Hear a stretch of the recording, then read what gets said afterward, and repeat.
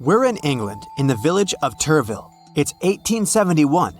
Here, on one street, you can find a particular house. It's no different from the others, but many stay around it and wait for something. The house's doors open. Several adults come out of there. They look surprised and say that all the rumors turned out to be true. The woman goes out on the porch and asks a few more people to come in, and you're among them. You go inside, head into the room, and see an 11-year-old girl sleeping on the bed. She looks pale and thin. Despite loud people's conversations in the room, the girl doesn't wake up. Her mother says it's been 6 months since she fell asleep. You leave the room, and the next few people come in to see the sleeping girl with their own eyes. This is a story about the most prolonged sleep in history. The record belongs to a girl named Ellen Sadler, who slept for 9 years. She was born in the English village of Turville in the second half of the 19th century in a big family. Ellen was the 12th kid. Her parents weren't wealthy and worked hard to make ends meet. They taught their sons and daughters to help them from an early age, and Ellen was no exception. When she turned 11, she left home to work as a nanny in a nearby town. While away from her family and surrounded by strangers, Ellen began to feel bad. She had a headache, felt discomfort, and felt certain drowsiness. These symptoms became so severe that the girl couldn't work properly. She returned to the house in the village where her parents sent her to the hospital. The doctors didn't know how to help her because they couldn't diagnose her. They spent 18 weeks trying to cure the poor girl. As a result, still unwell, Ellen was discharged from the hospital. After returning home, she experienced severe headaches and drowsiness. Ellen Sadler felt worse and worse. And then, one day, she quietly lay down in her bed and fell asleep. Ellen woke up only after 9 years. All this time, the girl's mother took care of her. She fed her milk and tea. The sleeping girl was losing weight and strength. Soon, the whole village found out about Ellen. People started coming to her house to see an unusual phenomenon. They looked at her, tried to wake her up, and told their friends about her. The news about the sleeping girl spread throughout the country. Ellen had become a spectacle. People from all over England came to see a person who had been sleeping for several years. They called the house where Ellen's family lived Sleepy Cottage. Doctors and reporters came there. One journalist from the Daily Telegraph described that the girl's body was weak and too soft. Her feet were icy cold and her lips were blue. The child's breathing was barely discernible. It seemed that life was slowly leaving this body. The girl's family took donations for the care of their daughter. Therefore, many people thought it was all a performance. For some reason, the mother didn't allow the doctor to stay with Ellen for a long time. Some said that her mother gave her sleeping pills every day to not let her wake up. And someone claimed that they had seen a conscious girl sitting by the window. Also, the girl's mother rejected the doctor's offer to conduct a medical examination in a London hospital. We're unlikely to find out the whole truth about her since there was no official diagnosis from doctors. It's possible the girl fell into a coma or suffered from another disease that was unknown to science in the 19th century. It could be a chronic sleep disorder in which a person experiences uncontrollable bouts of drowsiness. You can walk down the street and want to sleep so much that you fall to the ground. Ellen grew up in a large family and got used to hard work early. Perhaps severe fatigue and lack of sleep provoked narcolepsy. In any case, this story had a good ending. One day, Ellen Sadler woke up. She didn't remember what had happened and was very surprised when her family told her about the 9-year-long dream. The girl's growth slowed down a little and her eyesight worsened, but her health wasn't bad. Ellen got married and had 6 children. In 1911, at the age of about 50, she passed away. Let's see a completely opposite story about a person who set a record for the longest time without sleep. In January 1964, 17-year-old Randy Gardner, a high school student, claimed he stayed awake for several weeks. The experiment started in December and ended in January. At the end of that time, he felt pretty normal. This event was in the Guinness Book of Records and allowed scientists to learn a lot about the structure of the human brain. Randy wanted to do a science school project related to sleep. He had to stay awake as long as possible, and his friend had to make sure that he was always awake. In the beginning, everything went well. Randy's friend kept a diary where he recorded the slightest changes in the subject's body. Randy held on easily for the first 2 days. He was constantly on his feet and didn't come to bed. After 3 days, his cognitive and sensory abilities began to decline. On the 4th day, Randy felt sick. He walked around the house and sniffed citrus fruits. The smell of lemons and oranges helped him get rid of this bad condition. During the day, Randy played basketball and went bowling with friends. The nights were boring because the guys didn't know what to do. But still, Randy didn't go to bed. A week passed and Randy showed excellent basketball results. His physical skills hadn't changed. His speech was clear and logical. By this moment, the news all over the country had been speaking about Randy and his experiment. He became a celebrity, and it also helped him stay awake. Scientists came to Randy. With the help of mathematical questions, they tested his intellectual abilities, and here he showed poor results. He was solving an example in mathematics, but then he forgot what was going on and what he was doing. Scientists scanned his brain and recorded its activity data. Then, on January 8, 1964 at 2 a.m., Randy broke the previous record time without sleep. He was awake for 264 hours. Scientists attached electrodes to his head when he fell asleep and observed brain activity. Randy woke up after a few hours of sleep to go to the toilet. Then, he lay in bed and got up only after 14 hours. He went to school in a great mood. Everyone was shocked. It seemed that his brain-heavy experiment had no negative consequences. Randy continued to study as before, play basketball, and spend time with friends. Scientists studied brain research results and found that Randy's brain was catching a light sleep all this time.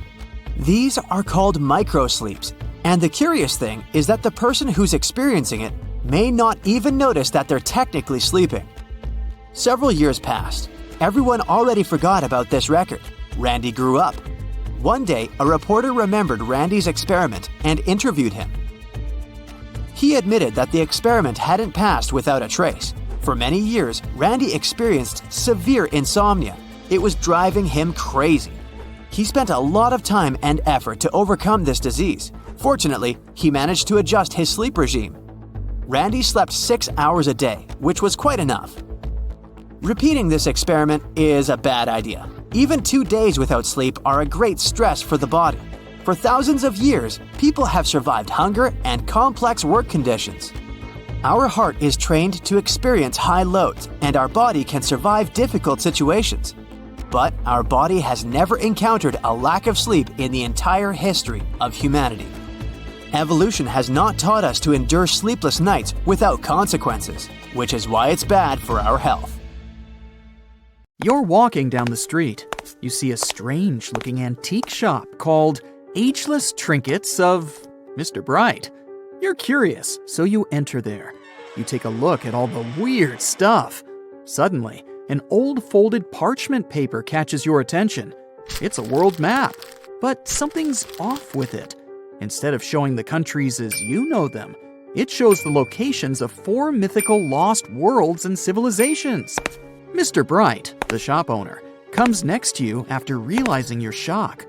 This map won't let you find these places or anything, but I can explain to you the legends behind them if you want, he says.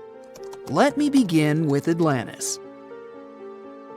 You might know it as Aquaman's underwater kingdom, but Atlantis, the fictional island, was actually first introduced in 2 of Plato's works. According to him, Atlantis was a highly advanced civilization that existed about 9,000 years before his own time, and its story had been passed down by poets, authors, and others. He wrote about Atlantis and its citizens to give a moral lesson and to teach about the dangers of arrogance, as well as the eventual downfall of those who are after too much power. In his dialogues, Plato stated that Atlantis was a great and powerful empire that was respected in all parts of the world. It was founded by beings who were half deities and half human, and became a great naval power after a while. Being an island filled with gold, silver, and other precious metals certainly helped their case. But besides that, it was also known for its breathtaking architecture and state-of-the-art technology, as well as its countless rare and exotic wild animals. Atlanteans were proud of their great achievements and the perfection of their civilization, but their excessive pride was going to bring their downfall. They believed they were so superior that they could gain control over any nation. This led them to launch a series of invasions. They conquered many of the Mediterranean lands, but when it was time to enter Athens, Athenians pushed back with an extraordinary force, so the Atlanteans were finally defeated. Plato stated that deities then got angry at Atlanteans because of how wicked, greedy, and immoral they became. So they punished them by sending earthquakes, which caused Atlantis to sink beneath the sea. Although the earliest written records of Atlantis were Plato's works, some people still believed his story to be based on truth, and tried to identify the island of Atlantis with actual countries. Some people suggested it may have been located in the Mediterranean Sea, near the coast of Spain or Italy. Others thought it may have been located in the Caribbean, off the coast of Central or South America, but there was no solid evidence to support any of these claims. One theory, in particular, seemed more plausible than the others, though. Located in the Aegean Sea, the island of Santorini was the home of a highly advanced Minoan society. However, due to a huge volcanic eruption, it was destroyed about 3,600 years ago, causing the Minoan civilization to suddenly disappear. These similarities between the fictional Atlanteans and the historical Minoans made Santorini a good candidate for the speculations. Yet again, there were still major flaws with it, such as how the time when Plato said Atlantis was destroyed doesn't coincide with the time of Santorini's eruption. So Atlantis still continues to be regarded as nothing more than a popular legend in the scientific world. Now, let's move toward the northeast direction on the map, Mr. Bright says. According to Celtic Breton mythology, there once was a magnificent city called Ys, also known as Caris, that towered over Douarnenez Bay in France's Brittany region. It was the most wealthy city in the entire Atlantic. It was especially famous for its beautiful gardens and buildings, and its citizens were all living comfortably and happily there. Dahut, who was King Gradlon's daughter in Breton legends and literature, had a deep love for the sea. She begged her father to build a city at the edge of the sea, and that is how the city of Ys was established.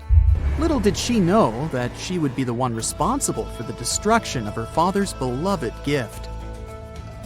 You see, since the city was surrounded by the sea, it needed to be protected by a dike equipped with floodgates, and these gates could only be opened at low tide. And the only one who had the keys to these gates was the king himself. One day, a handsome red knight arrived at the city, but couldn't pass the gates. Dahut was so taken by him that she wanted to let him in. She knew that her father was the keeper of the only key to the city, so she sneaked into his room and stole it from him. Then she gave it to the Red Knight so that he could enter the city and they could be together. However, the Red Knight turned out to be the Prince of Darkness, and he intentionally left the gate open to the raging sea. The waves soon swallowed all of Ys. King Gradlon was able to escape on his magical horse, but Dahut couldn't. She turned into an evil mermaid who lured sailors into the sea. Today, if you go to Quimper, a city in Brittany, northwest France, you can find the statue of King Gradlon riding on his horse. Although the city of Ys is a legend, Brittany coast locals believe that on the days when the waters are calm, you can still hear the tolls of the city bells deep under the sea, if you listen carefully.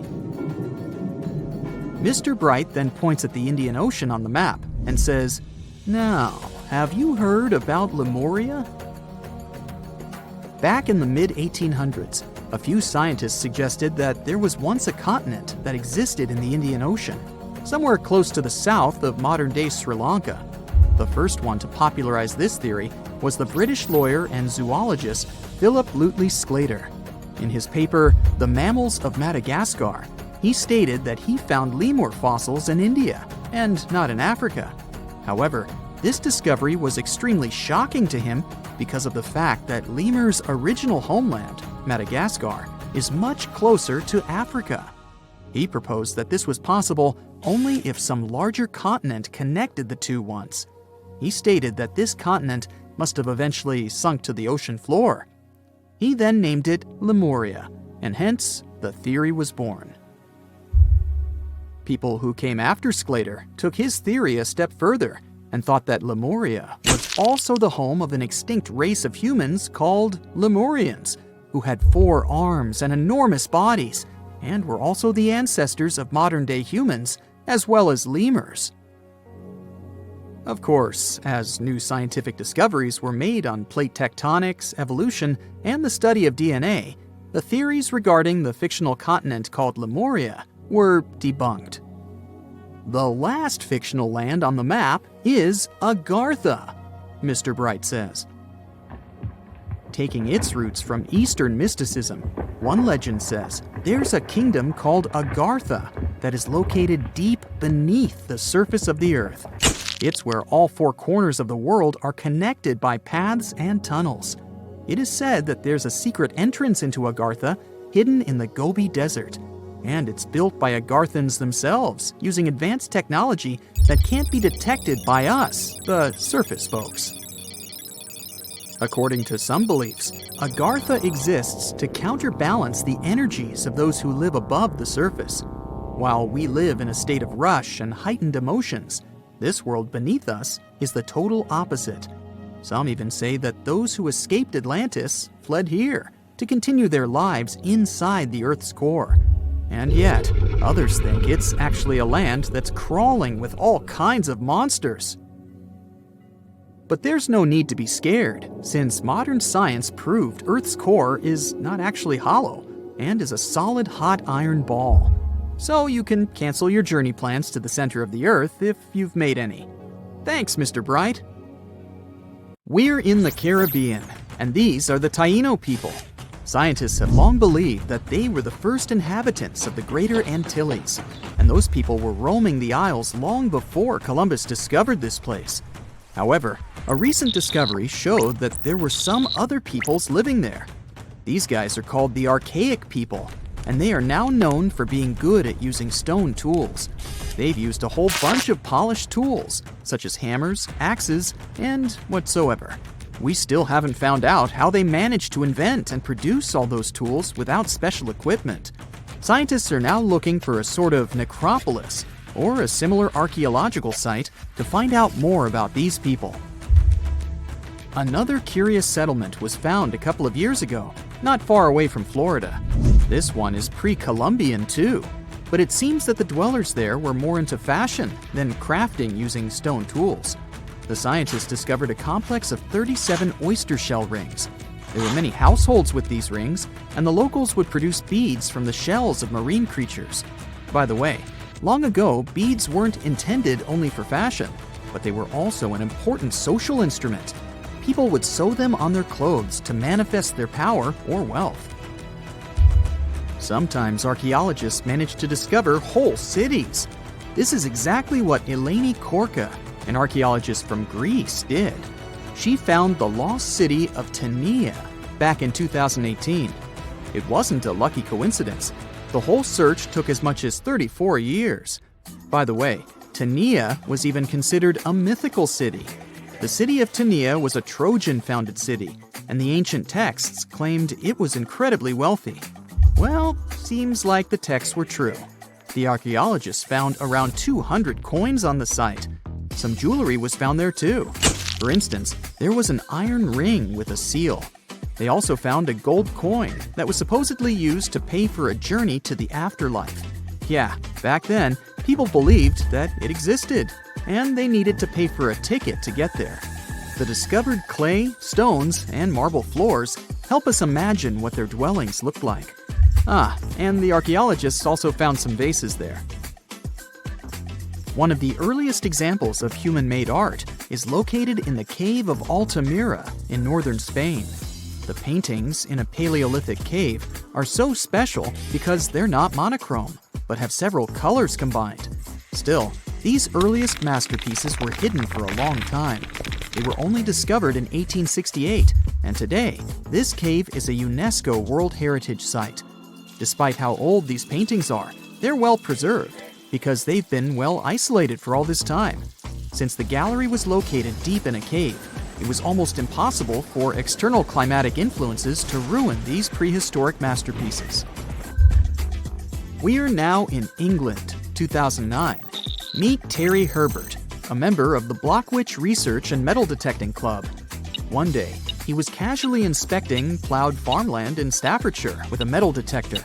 I guess he must have wanted to find something special, but I bet he didn't expect to find what he actually stumbled upon.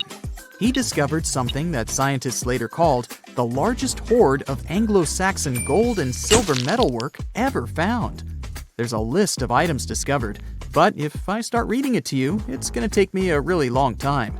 To make a long story short, the archaeologists found 11 pounds of gold, 3 pounds of silver, and about 3,500 pieces of jewelry. No wonder this discovery is called the Staffordshire Hoard. The Birmingham Museum and the Art Gallery and Potteries Museum chipped in and bought the entire collection for over £3 million. Messages in a bottle are a famous cultural phenomenon we often see in movies, but it turns out this method of preserving letters is quite efficient. This is proven by the Dead Sea Scrolls. Back in the 1940s, Bedouin shepherds discovered 7 scrolls contained in clay jars in a cave. These scrolls were determined to be around 2,000 years old. But these manuscripts were only the beginning of a number of great discoveries. The Bedouins sold these manuscripts, but people continued finding more. The last discovery took place in 2021, and who knows, maybe there's more to find. Another piece of art recently found in a cave was a painted shell. This fossil was discovered in northern Italy, and scientists believe such fossils were collected by Neanderthals. This find is curious for a reason. Neanderthals are believed to have been quite primitive, but this shell proves the opposite. Back in 2004, Robert Muckle, an archaeology professor, heard about a peculiar site hidden in the forest of the North Shore Mountains of British Columbia. Robert knew that a few old cans and a saw blade had been found there. This place was believed to be a sort of logging camp, but a thorough excavation that took 14 years to complete revealed something different. Turns out, it wasn't a logging camp, but a long-lost Japanese settlement. The archaeologists found around 1,000 items, such as white and blue rice bowls, teapots, pocket watches, sake bottles, and buttons. The ceramics weren't that well preserved, so they only discovered hundreds of fragments.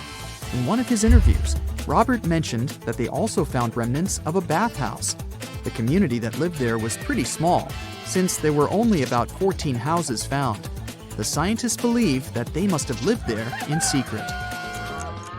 People have changed their preferences over the centuries. Fashion has certainly changed, and our houses too, not to mention our technologies. But there's one thing for sure that's been unchanged: our love for food. Scientists managed to discover some of the oldest examples of people's favorite food. They inspected some ancient pottery and managed to find traces of best-loved food dating back to around 2000 BCE. It all happened in Sicily. And guess what that food was? No, it wasn't pizza or pasta, but olive oil. And there's more. Researchers from Egypt discovered some lumpy substance in some ancient pottery, which turned out to be cheese. It dates back to the 13th century BCE. I guess it didn't smell nice, since that cheese is estimated to be over 3,000 years old and was bacteria-ridden. Cool fact here, this cheese must have been quite exquisite. After studying it, scientists came to the conclusion that it was cooked with a variety of milks. They claim ancient people used a mixture of cow's milk and sheep or goat's milk. You probably thought, hey, you mentioned olive oil and cheese, but what about bread? Sure, bread is inseparable from almost any culture, and different people have had their own type of bread. And there's scientific proof that bread was one of the first dishes people learned how to cook. A group of archaeologists found some bread that was over 14,000 years old. 14,400 years old, to be precise. What's weird is that people back then weren't familiar with agriculture. They were hunters. And technically, this old bread predates the age of agriculture by 4,000 years. Yeah, there's still much to learn about the ancient world. Here comes not the sun, and the Beatles song, but here comes the bonus fact. And right, it's about the Beatles. Yeah, I know, they're not exactly new. The band was formed in 1960. But not all of our facts have to be thousands of years old to be cool. Back in 1966, the Beatles did a live performance of their song Paperback Writer on the TV program Top of the Pops. The BBC somehow didn't record the performance, and all the fans were sure it was lost. Nope. Turns out that David Chandler, a fan of the Beatles, recorded the show with his personal camera. It was long forgotten and stored in the attic for many years. The recording was rediscovered in 2019. I guess that's a pretty cool find. 47-year-old Kenny Veach told his family he was going hiking for 2 days. His destination? The Mojave Desert. The man wanted to revisit a cave he had discovered during one of his previous hikes. But that was the last time anyone had seen Kenny Veach. A helicopter and over 30 search and rescue teams came back empty. The hiker was nowhere to be found. Was the mysterious M cave behind his disappearance? The oddest thing about Kenny's case is the fact that he was a seasoned hiker. He often went on solo trips to explore deserts in California and Nevada. The man was an ultralight hiker. That meant he brought only the most basic of supplies: water, food, and a tent. That's all. But this was enough for several days of camping in the desert. Kenny would rarely bring a GPS device with him. He didn't even bother to pack a compass or a map. Some would call him reckless, but he managed to get back home every single time. Kenny wasn't shy either. He had a YouTube channel where he regularly posted his adventures. He named his channel Snakebit McGee because he picked up snakes wherever he went. But Kenny also had another habit. He went into every cave he found in the desert. Now, he didn't post many videos. Kenny mostly used YouTube to comment on other people's adventures. In a comment from June 2014, the man revealed that he had discovered a mysterious M-shaped cave. It was located in the Sheep Mountains of North Las Vegas. Kenny's description of the cave is where the weird part of the story begins. He spotted it while hiking and noticed the cave had an interesting entrance. It was shaped like a perfect letter M. Kenny went up to it, but something didn't seem right. He reported that his body started to shake as he approached the cave. The vibrations were so strong near the entrance that Kenny turned back. In his own words, he was scared for his life. It must have really been something if it frightened an experienced trekker. Kenny had an impressive track record. He had been hiking for 20 years. He explored caves other people were too afraid to even enter. Once, he was bitten by a rattlesnake and had to spend a week in the hospital. On his journeys, the man found skulls of all shapes and sizes, as well as old animal traps. Kenny slept on mountain peaks under the stars. One time, he hurt his leg on a mountaintop.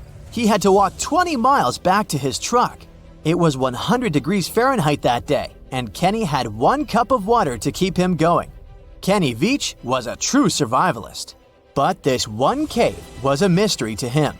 He admitted that he was totally unprepared that day. He had the tools to open a can, but not to fight the mysterious force that took over his body. But Kenny wasn't a quitter. He made plans to return to the M cave, and this time, he was going to be ready. He did so several months later, but much better equipped.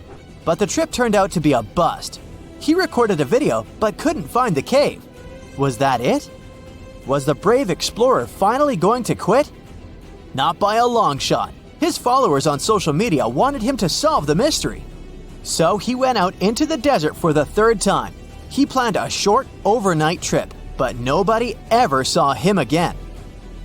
After 2 days, his family alerted the authorities. They quickly launched a search for the missing man. Now we come to the weird part. In one of his videos, Kenny stood in front of an abandoned mine shaft. This is where he briefed the viewers on the mission. Rescue teams reached this point and found Kenny's phone. This was 10 days into the search, but the trail soon went cold. The rescuers feared the worst. They decided to send a camera down the shaft, but didn't find anything. For a full month, no one had any idea where Kenny was. And then, the mystery deepened. An unknown woman came forward online. She claimed to be the missing man's girlfriend. The mysterious woman told the story of how she went with Kenny on hour-long hikes. She urged hikers to use GPS not to get lost. And then, a claim that shocked social media users. The woman believed Kenny's disappearance wasn't an accident. She revealed that her alleged boyfriend had some serious issues. Apparently, he had quit his job a year prior to his disappearance. Did Kenny Veach really trek into the desert to take his own life? People weren't convinced. Kenny's daughter believed her father just had an accident. In her words, he was a survivor. Was the mysterious M Cave responsible for his disappearance? Did he find someone or something he shouldn't have found there? The questions linger, and so did the theories among the online community. Fellow hikers and YouTubers were determined to find the M Cave. This would solve Kenny Veach's mysterious disappearance once and for all. In 2021, one hiker got lucky. He claimed to have found the secretive M Cave. For safety reasons, the man couldn't reveal his exact location. The cave sits somewhere near Nevada State Route 375 East. The entrance to the cave really looked like an oversized letter M, just like Veach described it. But the shape is too hard to notice from ground level. Only when you look at it from above is the M shape visible. Who knows, hikers might have been walking past it for years without noticing the cave. Even Kenny couldn't locate the entrance the second time he went looking for it. The cave wasn't very deep, but there was something odd at the entrance. There appears to have been a straight line of rocks. Did someone try to wall off the entrance? And at the back of the cave, there was an even stranger find. Small pieces of wood were scattered along the floor. They looked a lot like 2x4s that are used in construction. Was there a door here once? The hiker found a nail sticking out of the stone. It could be part of a latch that was there some time ago. But the strangest part was the writing on the wall. Hatch or Veach? It's hard to tell. The hiker that discovered the cave didn't want to stay to find out. He left the cave in a hurry. No, it wasn't because he felt a strange vibration in his body like Kenny. He just didn't want to be in a desert cave in the middle of nowhere. This is the Mojave Desert, one of the most dangerous landscapes on Earth. Could this setting better explain how Kenny Veach disappeared without a trace in 2014? The desert's nickname is well-deserved. This is where scientists recorded the hottest temperature on the planet. 134 degrees Fahrenheit, and the average temperature during summer, just 113 degrees Fahrenheit, no sweat. But you'll also need a blanket. At night, the air temperatures drop well below freezing. Talk about a climate roller coaster. And the list of dangers doesn't end there. The driest and hottest place in the United States is home to dangerous animals. Mountain lions, venomous lizards, spiders, and wasps. You name it. Any one of these animals can end the life of an unsuspecting hiker. There is a reason why Kenny always wore snake guards when trekking. And then there are mine shafts. Local authorities strongly advise hikers not to enter them. These old mines from the 1800s are highly unstable. A person can easily fall down a hidden shaft. They also have pockets of bad air, which can suffocate a person. And remember the likable wildlife? They too live in these shafts. Rattlesnakes, scorpions, and black widow spiders.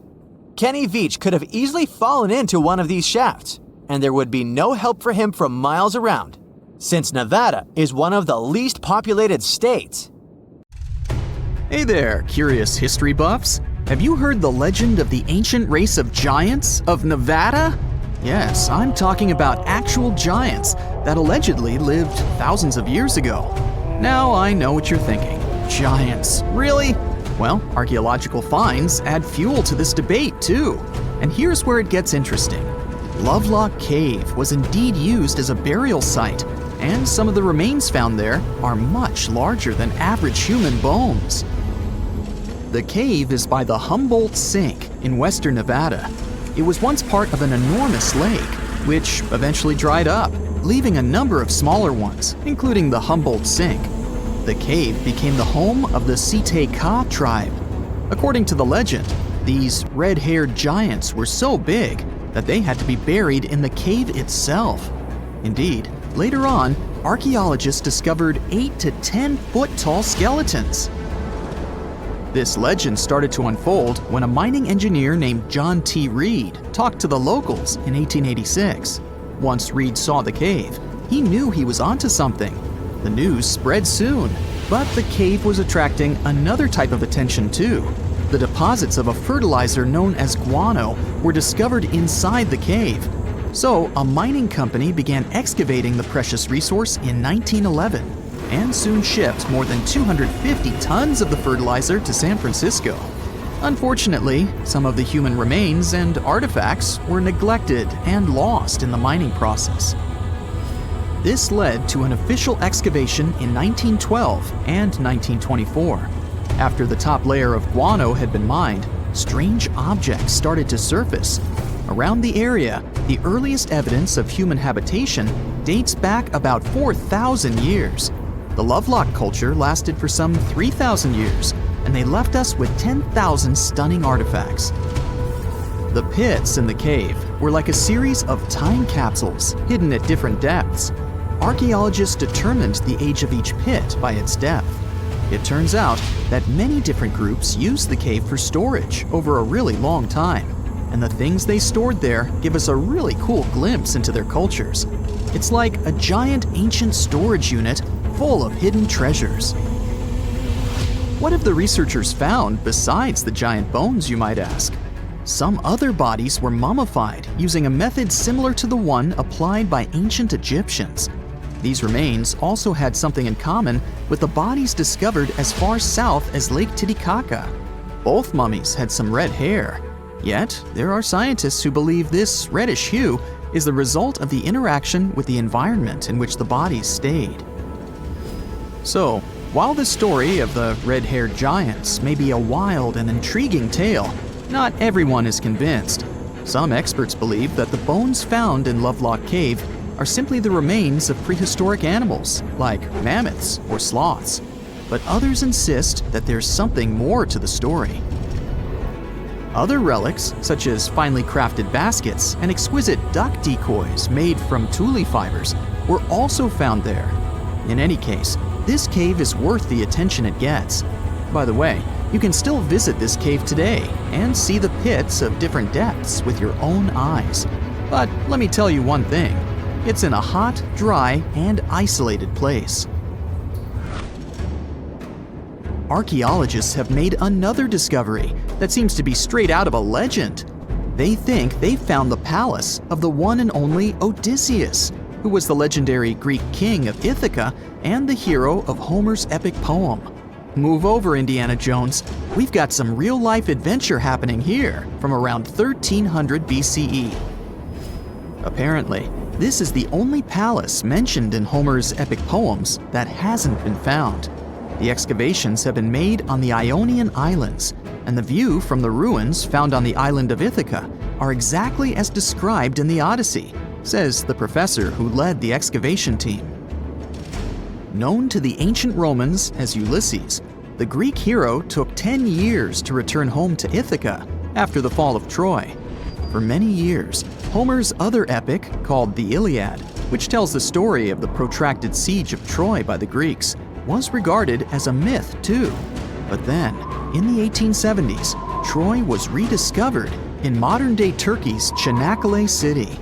So, if they found Troy, who's to say they couldn't find Odysseus' home? The researchers were following Homer's words as a roadmap.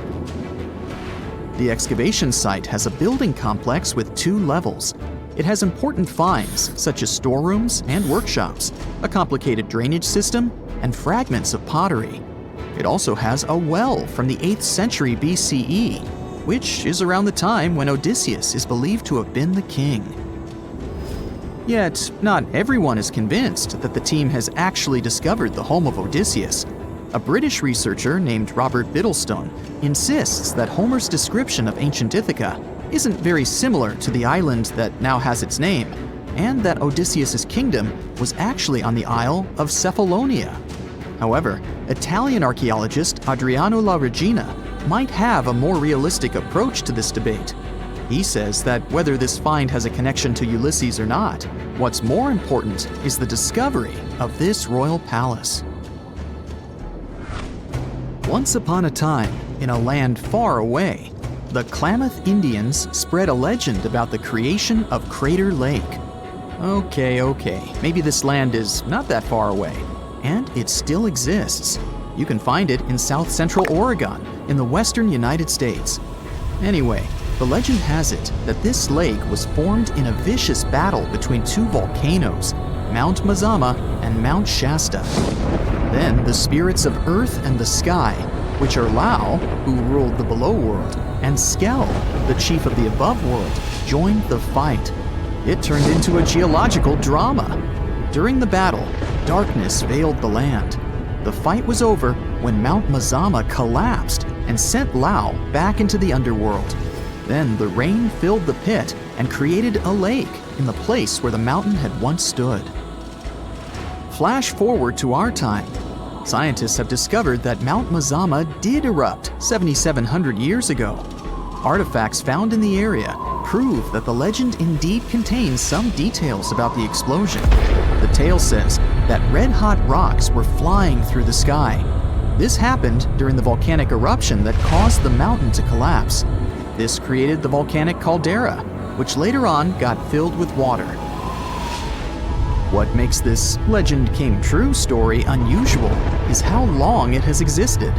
According to researchers, these types of verbal stories lose their credibility within 600 to 700 years. That's why the legend about the creation of Crater Lake is so unique. So many generations, for hundreds of years, have been accurately passing down the information. This volcanic crater lake is now in a national park. It's famous for its deep blue color. The water in it is extremely clear. If you visit it today, the water you'll see won't be the same as for someone who will visit the place 250 years later. Because there are no rivers flowing into or out of the lake, the existing water evaporates and the lake gets filled again by rain and snowfall. Basically, every 250 years, the water is replaced. Plus, this lake is almost 2,000 feet deep, which makes it the deepest lake in the United States. Swimming is okay in the lake, but there's only one legal and safe trail to get to the shore. There are other activities, such as fishing and boat tours. Shared human experiences, such as birth, marriage, and aging, may explain why certain tales are shared globally. Similar struggles and obstacles faced by humans around the world generate similar themes in traditional stories about love, parenting, and mortality. So, do you have legends or tales you've heard of from your grandparents? Who knows? Maybe your ancestors too witnessed a cool historical event. Imagine dark labyrinths, deep underground. They're full of hidden dangers and unexpected discoveries. Get your flashlight and let me take you on a tour of the spookiest caves of all time. And the first destination on our list is Cathedral Caverns in Alabama.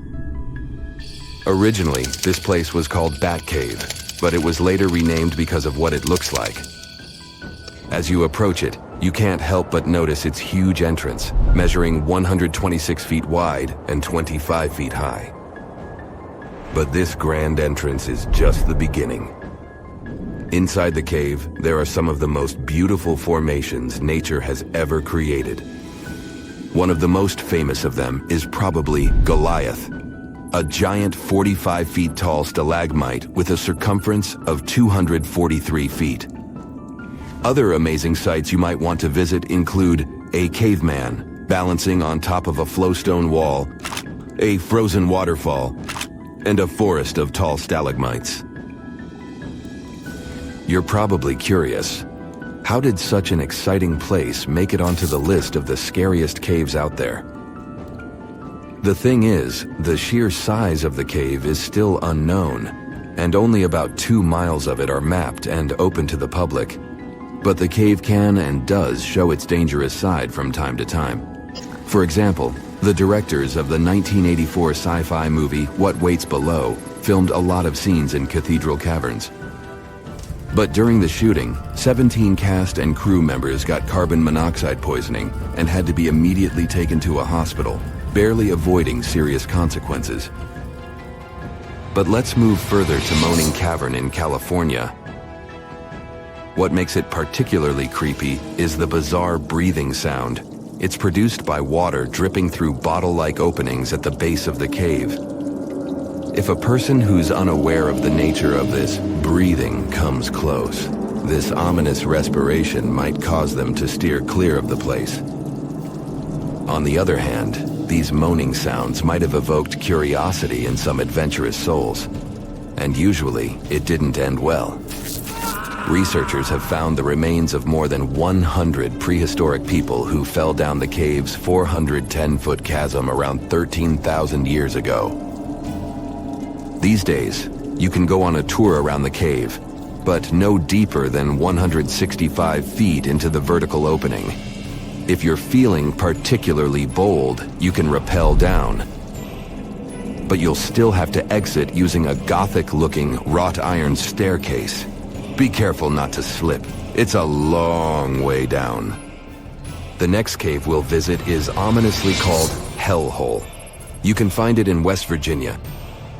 It's notorious enough to inspire a few horror movies. Despite its name, the place is chilly, but no less creepy for this discrepancy. The average temperature inside the cave is 47 degrees Fahrenheit, which makes it the perfect home for a large variety of bats and other rare cave-dwelling inhabitants. In fact, in the winter, the cave accommodates about half of the world's population of Virginia big-eared bats. These are critically endangered and highly vulnerable creatures. But it won't stop a chill from running down your spine once you see a cloud of 20,000 squeaking, wing-fluttering bats.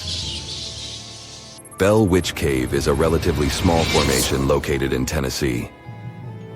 And despite its innocent appearance, it serves as the focal point for an equally fantastic and terrifying story. According to the legend, in the early part of the 19th century, the farmer and his family suffered from the mischief of a ghost. It made a lot of noise at night, ripped sheets from beds, and even physically attacked the farmer and some of his family members. Eventually, the farmer passed away, and a vial with unknown black liquid was found next to him. Some people believed that the ghost had somehow poisoned him. Soon after that, the spirit left the farmer's family alone. Locals were sure the ghost had returned to a cave near the farm. They also believed the mystical creature promised to return when the time was right. Even today, local inhabitants report strange occurrences happening around the cave. They swear they are linked to the ghost once taunting the farmer's family. I bet that no matter how skeptical you are, the cave will make your skin crawl. And this is Wind Cave in South Dakota. At first glance, it might seem that there's nothing super scary about this cavern. No roiling mass of bats, no ancient remains or toxic gases. But the cave is home to a blood-chilling and very rare geological feature. Nowhere else in the world will you find a more extensive network of boxwork calcite. How did Wind Cave create the perfect conditions for the boxwork remains? It's still a mystery, but what you do notice is that this boxwork resembles a massive spider web a bit too much for comfort. Even though it's just a geological anomaly, it's hard to look at the boxwork and not imagine tons of cave spiders skittering along those thin strands of hardened minerals. Now, let me take you to a place that seems to be out of this world. There's nothing mysterious or dangerous about this place, but it's kinda unique.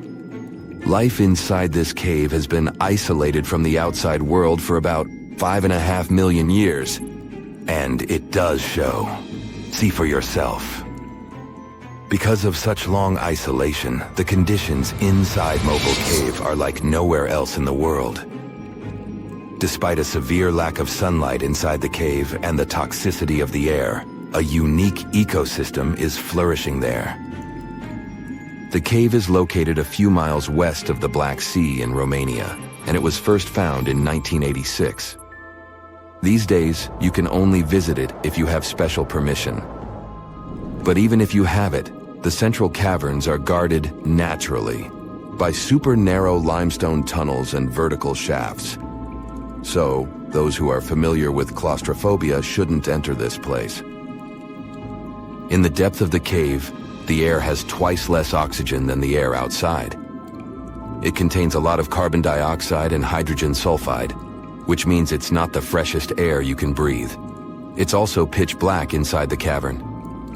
But despite, or should I say, thanks to, this cocktail of extremely harsh conditions, the site is a true goldmine for biologists.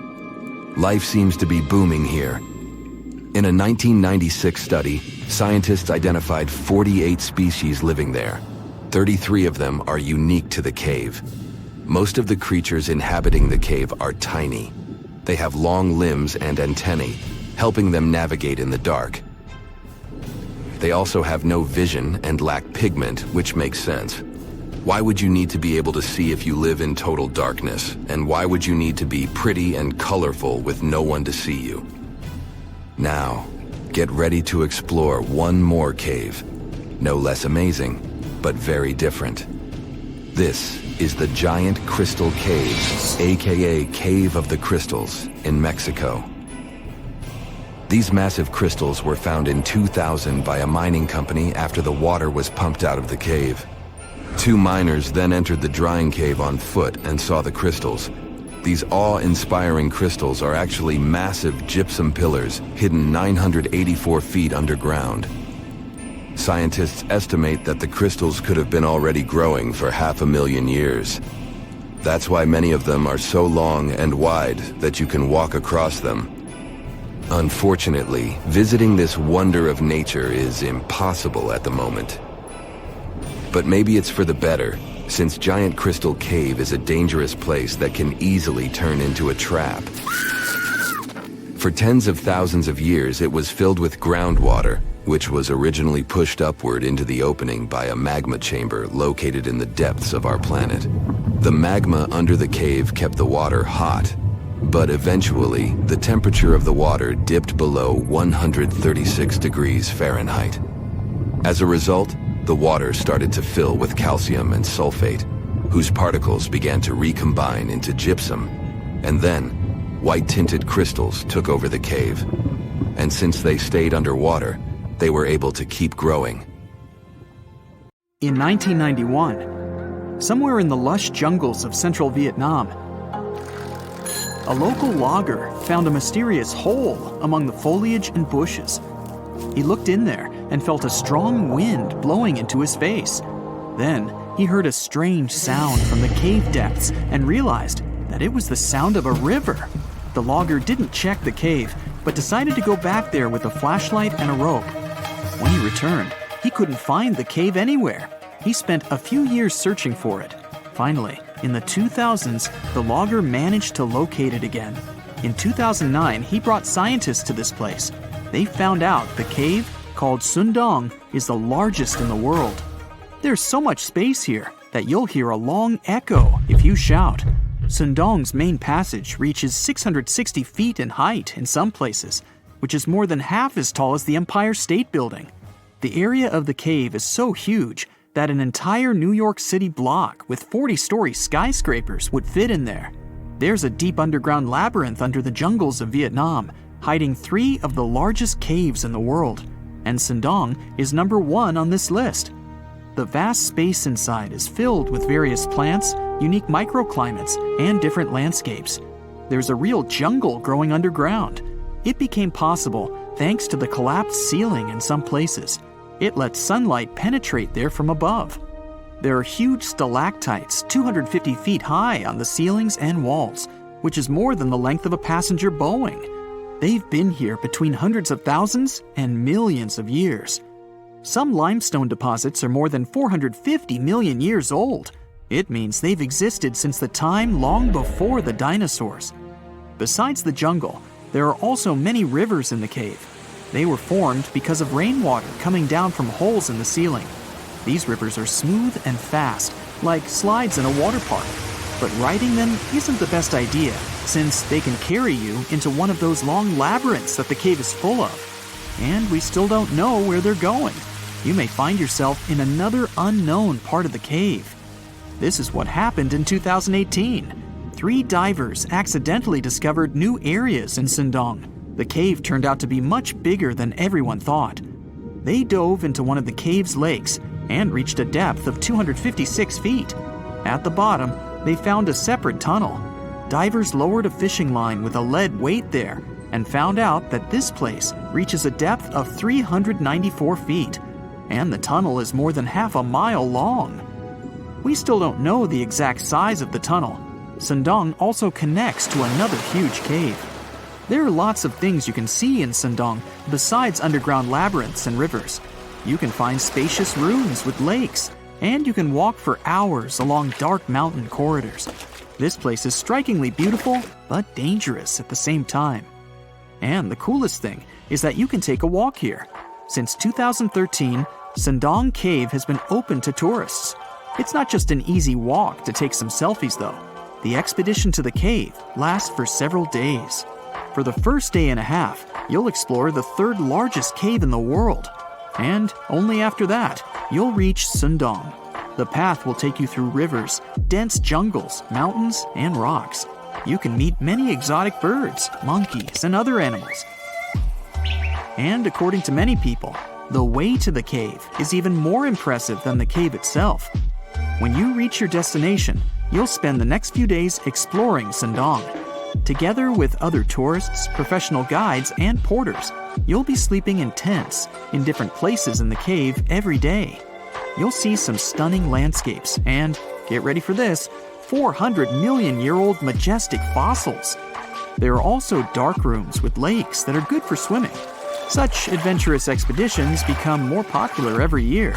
People who visited the cave call it the most amazing place they've ever seen. Another amazing cave is located in Indonesia, on the island of Flores. It's quite small, but holds amazing things inside. In 2003, a group of scientists discovered ancient artifacts here, including fossils of primitive tools, such as sharpened stones. Scientists realized that hundreds of thousands of years ago, this place was home to our distant ancestors. Then they found a very unusual female skeleton. That woman was only 3.5 feet tall. This is the height of the waistline of an average adult person. That woman had no problems with her spine or with the development of her bones, though. This and other skeletons found in the cave belong to some unknown human ancestors. Scientists called this species Homo floresiensis, or simply, Hobbit. The woman's weight was about 35 to 79 pounds. Analysis of the skull and bones showed she was about 30 years old. Hobbits probably lived on Earth between 190,000 and 50,000 years ago. There's a chance they met the ancestors of modern humans. The next cave is in Turkey. Imagine that you live in an old house and decide to make some repairs. You throw all the old stuff out of the rooms. The last place to sort out is your basement. You've hardly ever visited it and have no idea what's hidden there. But it's pretty spacious, so you decide to turn it into a room. You tear down the wall and discover the entrance to the cave. This is a tunnel that leads underground. You walk through the cave and see a real underground city. This happened in Turkey in 1963. One of the locals discovered a secret passage to a lost city in his basement. About 20,000 people could live there. There was enough space for livestock and food supplies.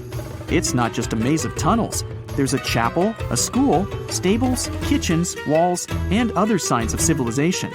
The city was built in the Byzantine era, in the years 780 through 1180. It's not the only one down there and is connected to many underground tunnels and towns that stretch for several miles. Let's finish our journey in the strangest and most frightening cave. We're going to the southeast of Romania, near the Black Sea. Here, on a desolate wide plain, you can find a hole. This is a tunnel leading deep underground. The air inside the cave has high levels of hydrogen sulfide and carbon dioxide.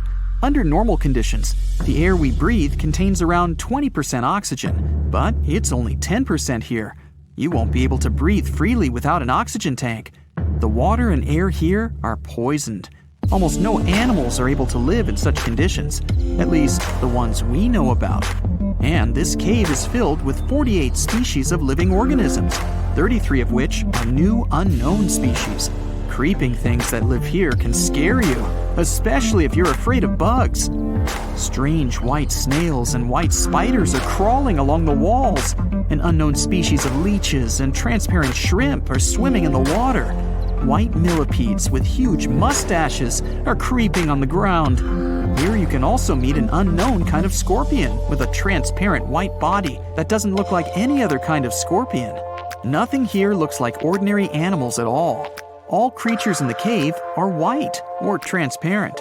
They don't have eyes, but they have long paws and antennae whiskers that help to navigate in space. Plants can't live here without sunlight and clean air. This means that oxygen isn't produced in this place. So how do these creatures manage to survive? The answer is in the water. The surface of the lake and puddles here is covered with strangely moving foam. This substance is a living organism. It consists of 1 billion bacteria called autotrophs. Ordinary plants absorb carbon dioxide and use photosynthesis to produce oxygen. This cave is filled with carbon dioxide. Autotrophs absorb it and secrete tiny food particles. Bacteria feed on these particles. Larger organisms then feed on those bacteria, and so on. In the end, there's enough food for everyone. This process is called chemosynthesis.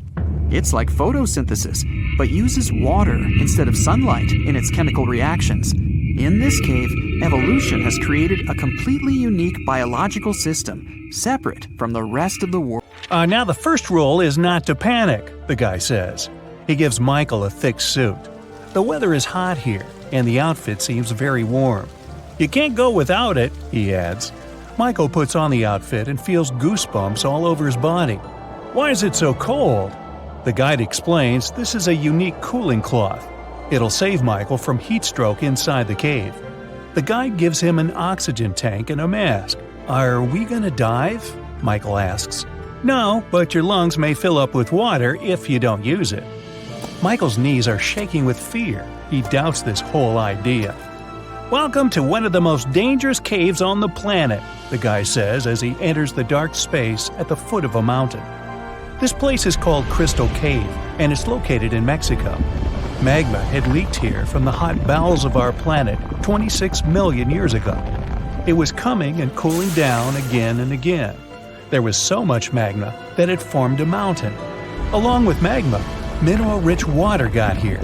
It had been seeping through the rock tunnels and had formed a cave under the hill. Then, something strange appeared in these hot waters, something that seems to be from another planet. Michael is going down the road. He illuminates the bottomless darkness with a flashlight. The air becomes hot and heavy. Microscopic particles of water are hovering here. Along with a guide, Michael descends to 980 feet. This is more than half of the Empire State Building's height. The air temperature goes up. It feels as if they were approaching the Earth's core. Finally, the descent ends, and they jump on solid ground. The guy puts on an oxygen mask and tells Michael to do the same. You can't breathe in such moist and acidic air. The lungs can fill with water, which will lead to disastrous consequences. The air here feels to Michael as if he's walking through a very thick fog. The temperature rises up to 136 degrees Fahrenheit. It's higher than in the world's most hot deserts. Michael lights his way and notices something big, white, and shiny. It's a huge crystal beam sticking out of the ground that's reaching up. The whole cave is filled with these huge things. They stretch in different directions and rest against the ceiling and the walls. Somewhere they block the path, and somewhere they are like bridges. Michael climbs onto one of the crystals and walks on it. The guide explains that each column is made of gypsum. You know this substance as it's used to produce building material, plasterboard. Michael touches the hard surface of one of them. It seems that some ancient civilization could have built it. The guide says that everything inside this cave is natural. For the first time, this place was discovered by 2 miners in the year 2000. Since then, scientists have managed to find out that some crystals are 500,000 years old. You can also find one of the largest natural crystals in the world here. This beam is about 36 feet long and weighs 55 tons. This place is filled with water rich in calcium sulfate. This element is capable of forming minerals. A colorless variety of gypsum prevails here. The water and warm air help form the crystals. Humidity and temperature haven't changed for centuries, so these columns continue to grow even now. This place is fascinating. Michael wants to stay here longer to explore the cave, but unfortunately, it's dangerous. They may get lost or slip on the gypsum rocks. Plus, they're running out of oxygen, so they have to climb back up. They come out of the cave and meet the police. It turns out that it's prohibited for tourists to enter the cave. Even scientists must get special permission to go here. And it's for a good reason, since the cave is one of the most dangerous places on Earth. Michael and the guy pay a fine and leave Mexico. The next stop is Italy. "It's a good thing you've taken a good camera with you," the guide says. "This is one of the most fascinating caves in the world. You need the best equipment to capture this beauty." Michael and the guide are on a small boat. They sail along the coast of the island of Capri, Italy. Luckily, there won't be any danger this time. They are approaching a small rift inside the mountain. This is the entrance to the Blue Grotto.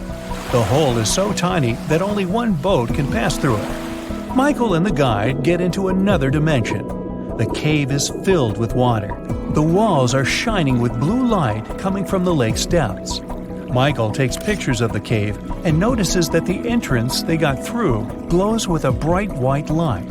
It's the sun's rays illuminating the cave as they enter it. There's another hole under the water.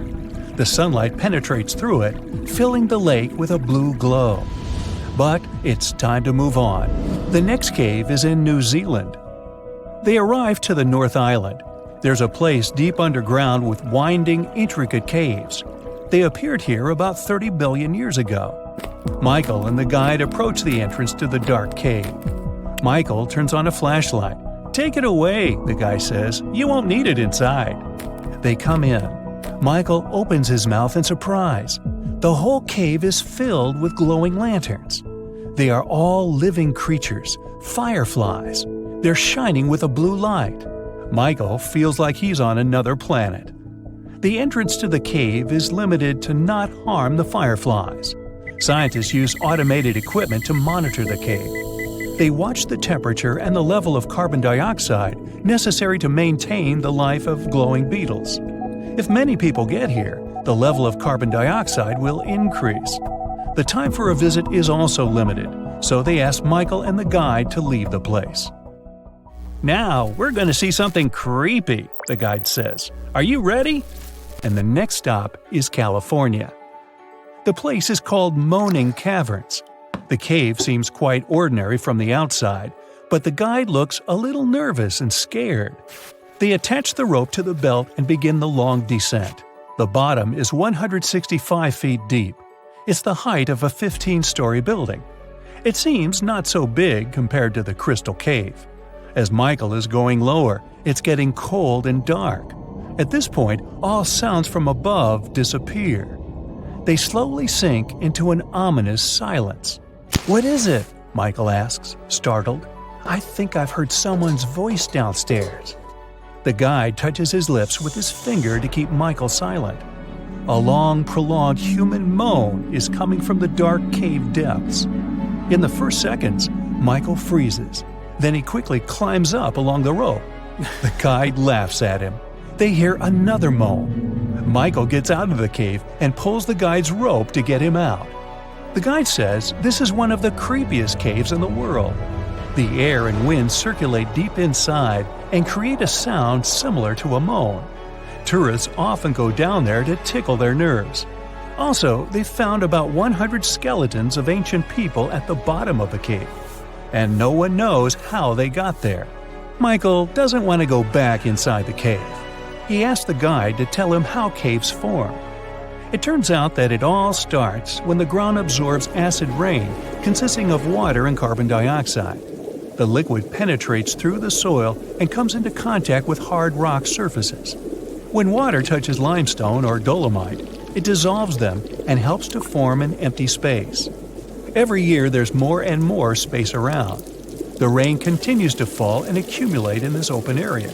Then the water forms a stream or an underground river. After that, the erosion of hard rocks begins. Thousands of years later, there's enough space to fit a human here. Then this space becomes a cave. When erosion combines with stalactites and stalagmites, it forms chambers and impressive columns. By the way, here's the difference between stalactites and stalagmites. Stalactites hang from the ceiling. Stalagmites stick out of the ground. It takes about 1 million years to develop such underground landscapes. So, every time you walk in these places, you come into contact with the ancient past of our planet. So hi! How about exploring some cool and unusual artifacts from the past? Let's go! Have you ever heard of Chinese magic mirrors? These mirrors were made of solid bronze. They had 2 sides. The front was a shiny polished surface, similar to our typical mirrors. It was the back that did the magic. When bright light fell on the mirror, it looked as if it was transparent, and the pattern on the back of the mirror got projected onto the wall. The backside could have different designs on it, depending on what its creator wanted to depict. Since the mirror was made out of bronze, no one expected this optical illusion to occur. These ancient artifacts date back to 2900 to 2000 BCE. They became popular in China and were produced in large numbers at the time. Eventually, their fame faded away. For centuries, the magic of these mirrors baffled both people and scientists. In the 11th century, Chinese scientist Shen Ku decided to study the mirrors. He conveniently had 3 of them. He was surprised by the ability of the metal to act as if it were transparent. He believed that some tempering techniques created surface wrinkles on the mirror to make it translucent.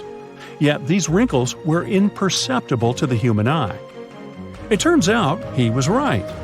Many scientists tried to decipher the open mirrors over the centuries, but remained clueless. Finally, in 1932, William Bragg discovered that Shen Ku had been right about imperceptible surface wrinkles all along. Every once in a while, people open multiple tabs in a browser and come to a point where there's no room for a new tab.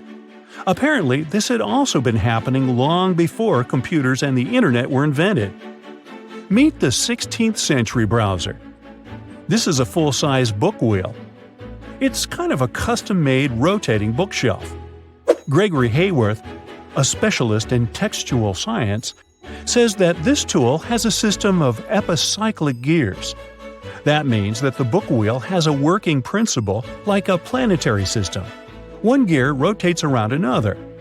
The shelves of the device maintain a constant 45-degree incline that holds the book securely as the giant wheel turns. Back then, people used the tool while writing encyclopedias and editions of classical works. In this kind of work, a person has to have many books open simultaneously so that the information from multiple sources can be gathered easily. Italian engineer Agostino Romelli is the inventor of this piece of early modern machinery. What if I tell you that sponge divers in Greece accidentally found an ancient computer? They pulled out this artifact from a shipwreck near Antikythera Island in 1901. Scientists called it the Antikythera mechanism and labeled it as the first mechanical computer. The machine looks like a hunk of bronze, but it has some kind of mechanism composed of gears and wheels. So, experts first assumed that it was an astronomer's tool. After an X-ray scan, though, they found out that the instrument was far more complex than they thought.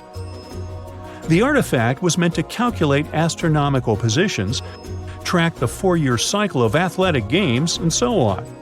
It contained a box with dials on the outside and had an assembly of gear wheels attached. It's still unknown who built an instrument with this level of artistry 2,000 years ago and why this technology was lost. After seeing how sophisticated the device was, scientists accepted that their perception of ancient Greek engineering wasn't really accurate. Professor Michael Edmonds of Cardiff University admits that based on the knowledge they have, this mechanism shouldn't even exist. Edmonds says the machine is one of a kind, and its astronomical calculations are precise. For him, the Antikythera mechanism is more valuable than the Mona Lisa. In 1929, scholars working in Topkapi Palace Museum in Turkey discovered a map. It became famous for being the oldest map showing the Americas. Perry Rees drew this detailed map on a gazelle skin in 1513. He depicted Europe, North Africa, the coast of Brazil, and several islands, such as the Azores and Canary Islands. The most exciting thing is that he created the map only 21 years after Columbus had set foot in the New World. Well, it was new to him. Perry Rees was a maritime scholar and a successful naval commander leading the Ottoman fleet. Yet, while drawing the map, he relied not only on his expertise in sailing. He created it by assembling and referring to 20 other regional maps, like the Arab map of India, 4 Portuguese maps, and the map of the western parts drawn by Columbus. Yes, the part he got from Columbus raised the heartbeat of many historians. Columbus drew a map during his 3rd voyage to the New World and sent it to Spain in 1498. It's assumed to be lost. Surprisingly, historians can now understand what Columbus noted down by looking at Perry Rees's map. Fun fact, he also drew another world map in 1528. Even though only about 1/6 of this map has survived, it's clear that it described the northwestern part of the Atlantic, the region from Venezuela to Newfoundland, and the southern tip of Greenland. The map also showed Antarctica centuries before its discovery. Historians had to rethink the chronology of history after getting this crazy information. Perry Rees described Antarctica's topography without ice in great detail. In the 1930s, workers found dozens of stone spheres in Costa Rica. Locally, they're known as bolas de piedra, literally stone balls. They were made by a civilization lost in time. What's interesting about these balls is their shape. They are perfectly spherical. How ancient people could make such precise shapes is a mystery. The spheres are of different sizes. Imagine a small one, like a tennis ball. Then put another one next to it, 7 feet in diameter. The largest spheres weighed 16 tons. Archaeologists are sure that these balls are human-made. Yet their purpose remains unclear. Some archaeologists claim that the spheres could represent the solar system or could be inspired by various stages of the sun and the moon. Others say that the stone's placement refers to the houses of chiefs. Most of the stone spheres were sculpted from granodiorite. It's a hard rock similar to granite. Experts believe that ancient people used smaller rocks from the same material as tools to shape these spheres. They also think that sculptors probably heated portions of the stones and then cooled them rapidly. This could have helped them to remove the outer layers of rock. Our next one is an ancient battery set found in Iraq in 1936. The set consists of a ceramic pot, a copper cylinder, and an iron rod. At the top, the iron rod is isolated from the copper by asphalt, and both the rod and cylinder fit inside the mouth of the jar. The copper cylinder isn't watertight, so if the pot was filled with a liquid, it would surround the iron rod as well. Archaeologists focus more on the oxidized iron rod because the vessel just needed to be filled with an acid or alkaline substance to produce an electric charge. After examining this bizarre artifact, an Austrian archaeologist hypothesized that the instrument made use of chemical reactions to generate electrical energy. That's why they likened the instrument to a battery. An ancient civilization might have used it for some kind of electrotherapy. Yet there isn't any electroplated object known from this period. So Koenig's hypothesis was rejected by many archaeologists, but nobody has proven him wrong either. The origin and purpose of the vessel remain unclear to this day. So, want to see the world's oldest art studio? In 2011, archaeologists found 100,000-year-old shells in a South African cave. Those shells were used for paint making. A coating of bright red powder on the inside of a pair of shells is the proof. Archaeologists say they found a complete kit used to produce a pigmented mixture. Now, in a different part of the cave, several paintings were displayed with little price tags on them intended for sale. Nah, just kidding. Although that big one over there would look good over my couch. Phew! This summer has been turning up the heat like never before. We feel like roasted marshmallows on a sizzling grill. Yes, the world is getting hotter, but some regions have always fought with high temperatures. It turns out people had some inventions to keep themselves cool in ancient times too. Some of them are still functioning, even 3,000 years later. Let's take a look at how people saved themselves from heat throughout history. So, put an ice cube into your cold drink and get ready to hear how people survived the heat. Speaking of ice cubes, do you know that the Persians made an ice storage system? In the deserts of ancient Persia, people had an out-of-the-box idea about how to prevent their food from turning into a melted mess. These ingenious Persians stumbled upon a physics trick that allowed them to create ice in the middle of the desert. They called these cool structures yakhchals, which basically means ice pits. These ice pits were not your ordinary coolers. They were like secret underground fridges. They looked like dome-shaped mud brick structures on the outside, but inside, it was a whole different world. These ice pits had an evaporation cooler system that worked like magic. At night, when the desert cooled down, Persians made use of the radiative cooling effect. They set up cleverly designed trenches to hold thin layers of water. The water froze, defying the desert heat. Then there were underground square storage areas. The Persians collected the melting ice water from these cool trenches, and during the night, they froze it again, making the most of the desert's natural chill. To add to the cooling effect, they built a wall to shade the storage areas from the hot midday sun. And that's not all. They had this fantastic wind-catching contraption called a badger that caught the breeze and directed it right into the ice pits. Fresh air plus ice. Cool breeze. A winning combo. They even had intricate water channels called qanats to bring water to the ice pits and homes all the way from the nearby mountains. As time passed, these yakhchals faded into history and modern technology took over. But hey, there's good news too. Some awesome folks in Iran are restoring these ancient coolers. So, if you ever find yourself in the desert, don't forget to pay a visit to these marvelous places and witness the genius of the ancient Persians firsthand. Now, I want to focus more on the wind catchers because they don't just help make ice cubes. They actually function as a cooling system as well. Back in the day, those clever architectural wonders were all the rage in places like Persia, modern-day Iran, Egypt, and the Middle East. Imagine tower-like structures with openings at various levels strategically placed to harness the power of nature's breeze. These openings were like magical portals for the wind. They captured those refreshing gusts and guided them right into people's living spaces. Basically, they were natural air conditioners. The breeze would gracefully flow downward, cooling the ground as it danced through the building. The secret sauce lies in the details: the tower's height, the number of sides, the openings, and the positioning of the interior blades.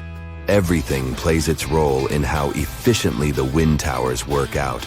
Thanks to these wind catchers, ancient societies could enjoy comfy indoor temperatures without sweating. Can you imagine living in those times? Feeling the gentle breeze whisking through your home, keeping you feeling fresh and chilled out? The Persians are often credited for inventing these awesome wind catchers. But hey, don't forget about Egypt. There, you can find traces of similar structures dating all the way back to 1300 BCE. Yes, the invention of wind catchers may have occurred in ancient Egypt, but Yazid in Iran is the city with the largest number of wind catchers. People wouldn't have been able to live there without these ancient ACs, because there was almost no rain in the area throughout the year. Now, let's look at these perforated, double-skinned exteriors. Imagine dressing up a building with a fancy perforated screen. It's like giving its exterior a stylish makeover while keeping things chill inside. This genius technique, firstly, scatters the natural daylight, so no harsh sunbeams to blind you. The screen also offers shade like a pro, giving the building's interior a much-needed break from the blazing sun. Think of it as a natural sun hat for your home. Placing this screen about 4 feet away from the outer walls creates a breezy, dreamy hallway for fresh air circulation. And hey, they add a touch of elegance to the building too. These structures are sometimes called jali. Jaipur, India, for example, has an average daytime temperature of about 100 degrees Fahrenheit. So these structures are lifesavers. Jalis come in various forms, crafted from cement, earth, and wood. It's a cultural symbol deeply embedded in Indian architecture. You can find its captivating presence in iconic historical buildings like the majestic Taj Mahal and the Grand Red Fort in Delhi. But hey, it's not just a thing of the past. It's still rocking modern architecture scenes, and its charm has sparked creativity in artists and designers worldwide. It adorns the building's exterior, its cross-section showing a larger opening on the outside and a smaller one on the inside. This is where the Venturi effect steps in to show off its physics prowess. As the air flows through the narrowing passage, it picks up speed, creating a difference in pressure between the inside and outside of the building. Air blowing at a higher speed gets compressed, and when released, it cools down. Mashrabia is a wooden lattice or screen used in the Middle East and North Africa. These decorative wonders are like window blinds, but they do more than just look pretty. They're smart too. They give privacy, shading you from the sun, and let fresh air and light in. Some people also add clay pots filled with water, sand, or damp straw to their designs. As hot air breezes through the holes, it also passes through the pot's porous surface. The moisture inside evaporates, cooling the air. This is a perfect low-cost technique for hot and dry climates. It's eco-friendly, and there's no need for electricity. Now, let's fast forward to today. Designers are getting creative, mixing traditional wisdom with modern tech. At the Al Bahar Towers in Abu Dhabi, they've got it too. Picture over 2,000 hexagonal panels that dance with the sun's movement, providing shade to the building's interior. Water evaporation was another secret weapon for ancient people. Simple, yet super effective. Plus, ancient Egyptians hung wet mats and curtains in doorways. When the air passed through them, it cooled down, providing a relief from the scorching sun. Ancient architects were the masters of maximizing airflow. They knew how to cross-ventilate and let hot air escape while inviting cooler air to the party. Speaking of ancient Rome, bathhouses were the place to be back then. It was like a community hub. People gathered to chat about politics, play sports, and, of course, take a relaxing dip. The frigidarium was the cool spot in Roman baths. After a steamy soak in the caldarium, Romans dashed to this giant pool to chill out. Then in some places, like Cappadocia in Turkey, people went underground to hide from the heat. They carved cozy dwellings in volcanic rock, harnessing the Earth's natural cooling powers. So the lesson here is simple. architects and designers can create wonders by combining local traditions with smart tech. California's Death Valley boasts the highest officially registered temperature to date, with 134 degrees Fahrenheit in 1913. Meanwhile, Africa's sweltering record stands at 131 degrees Fahrenheit in Kebili, Tunisia, as noted in 1931. In Europe, the highest temperature ever documented reached almost 120 degrees Fahrenheit in Sicily in August 2021. Then, in 2022, the UK had the hottest summer of all time. The story goes that two Mayan twin boys loved to play ball. Sure, they were really good at it, but they also made a lot of noise when playing. The lords of the underworld soon became bothered by the sound and summoned the two boys to the underworld, a place the Mayans called Xibalba. As soon as the boys reached their gloomy destination, the lords of the underworld began putting them through a series of tests. Soon enough, the inexperienced twin boys failed the tests and lost their lives. But this was not in vain. This sad event resulted in the appearance of a beautiful fruit tree. Soon enough, a young woman saw a beautiful fruit on this tree and reached up to pick it. Legend has it that soon after that, she gave birth to another set of twin boys named Hunahpu and Xibalba. Just like their ancestors, these twins were great ball players, but they were equally as loud, and the lords of the underworld became annoyed again.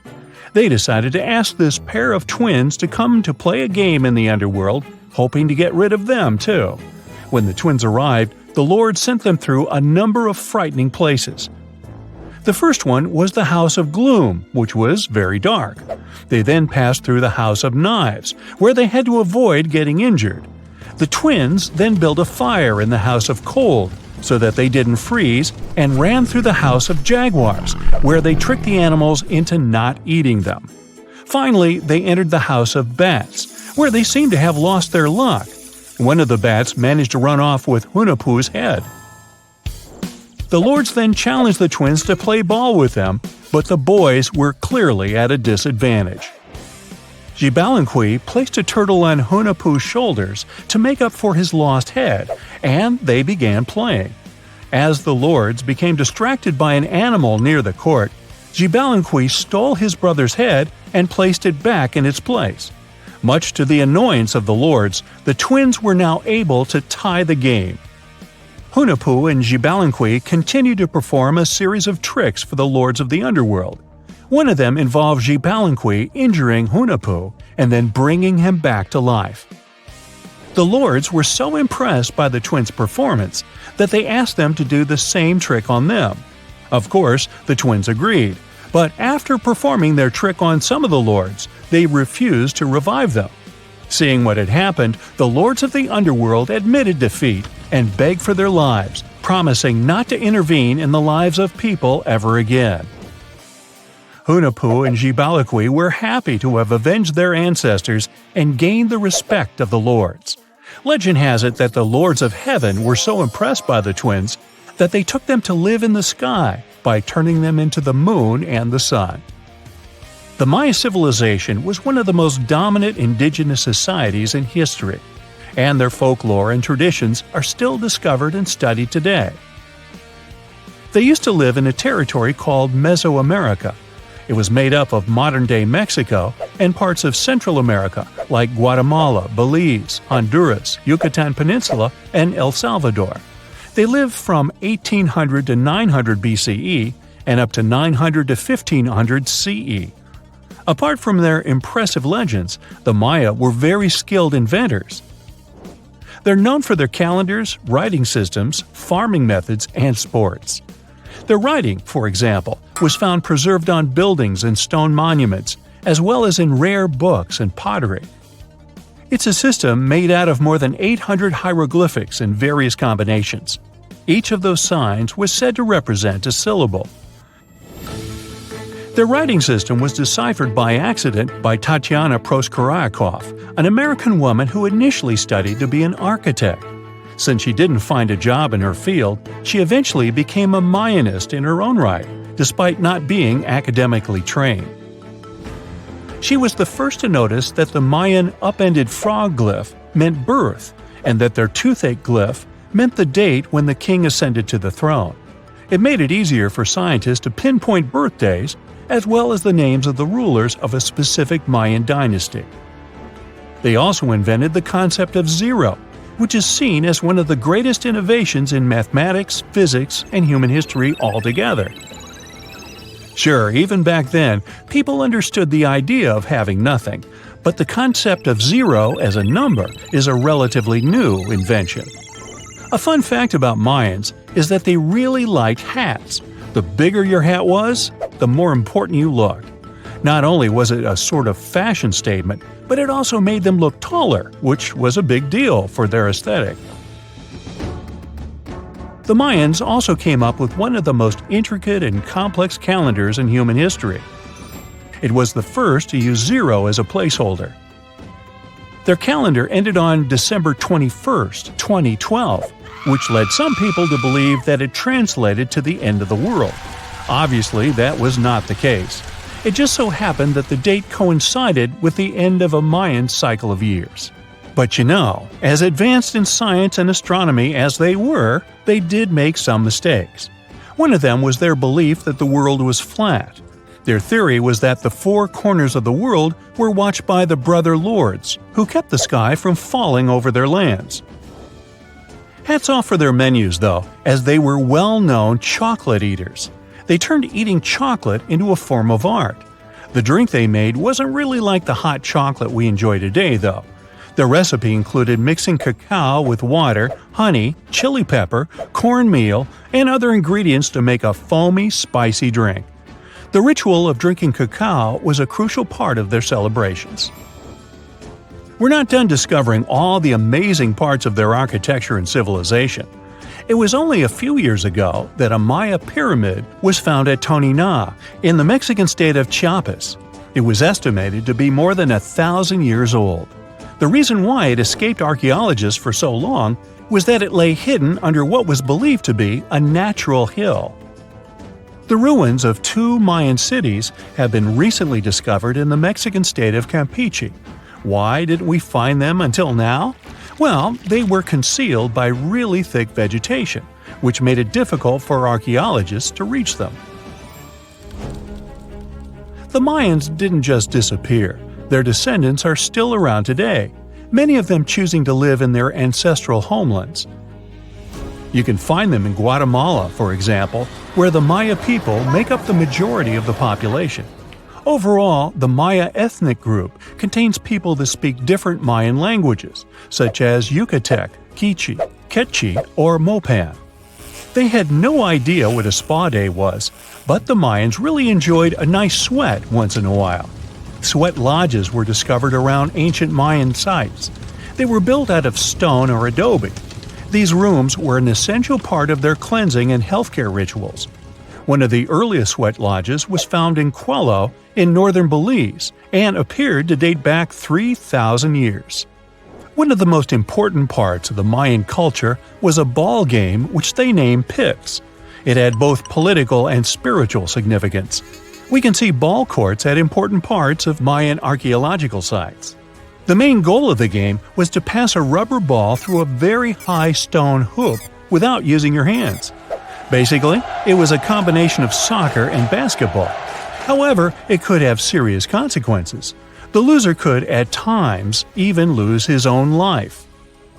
Ooh, high stakes indeed. Because of this game and the need for bouncy balls, the Mayan people were some of the first cultures to use rubber. They made it using natural latex.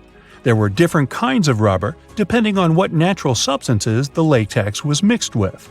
And that, my friend, is the way the ball bounces. Sorry, but you know me, I just couldn't resist. Throughout history, humans have used tattoos to protect themselves against sorcery, claim membership in groups, declare their love, honor their loved ones, or simply express themselves. And it looks like tattoos are going nowhere because as of 2022, 46% of the United States population has at least one. That's why it's not shocking that tattooing has taken the 6th spot amongst the fastest growing industries in the country. and it's safe to assume that this percentage will only go up. But have you ever stopped and wondered when this form of body modification came into existence and how it changed over the years? Let me tell you. Tattoos date back thousands of years. Have you ever heard about Otzi the Iceman? He's the 5,200-year-old mummy who was found embedded in glacial ice in 1991 in the Ötztal Alps. Yep, that's how he got the nickname Otzi. The reason I'm talking about him now is that he holds the record for the oldest tattoos in the Guinness World Records.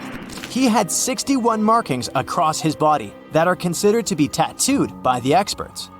These markings are composed of vertical and horizontal lines which were created from fireplace ash or soot pigment.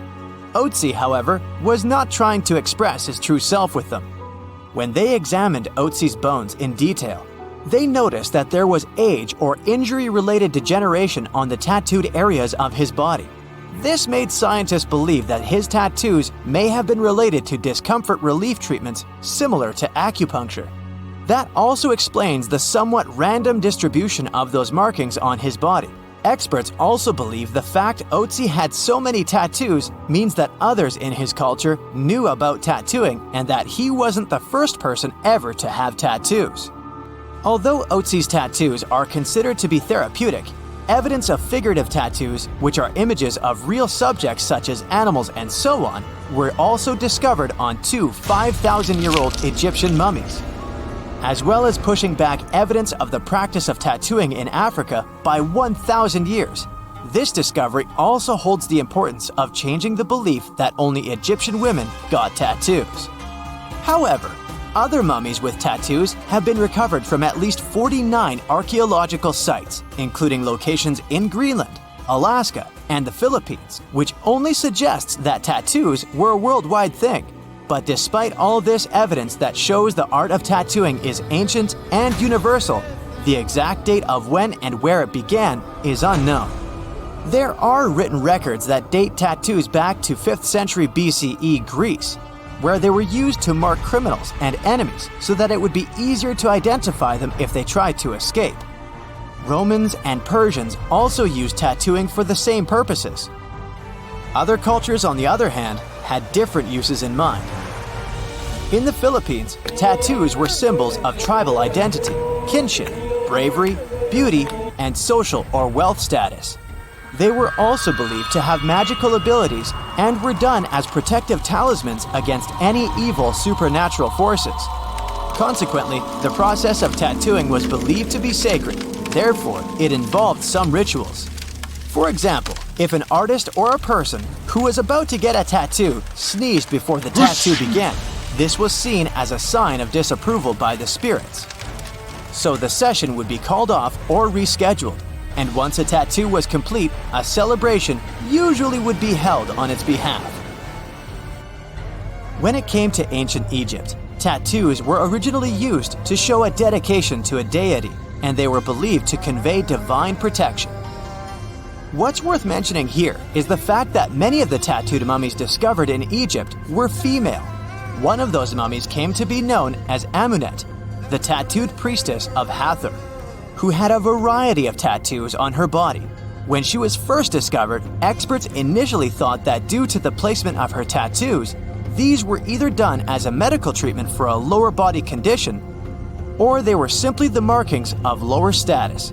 But in recent years, a further examination revealed that she was a person with high social status, so the previous theory was debunked. This discovery led some to believe that her tattoos possibly functioned as protection against the difficulties of pregnancy and childbirth. Now let's take a look at Japan's history with tattoos. Tattooing for spiritual and decorative purposes was widespread in Japan, and it actually extended back to at least 300 BCE. Some written texts also describe tattooing and other bodily markings to indicate social differences among Japanese people.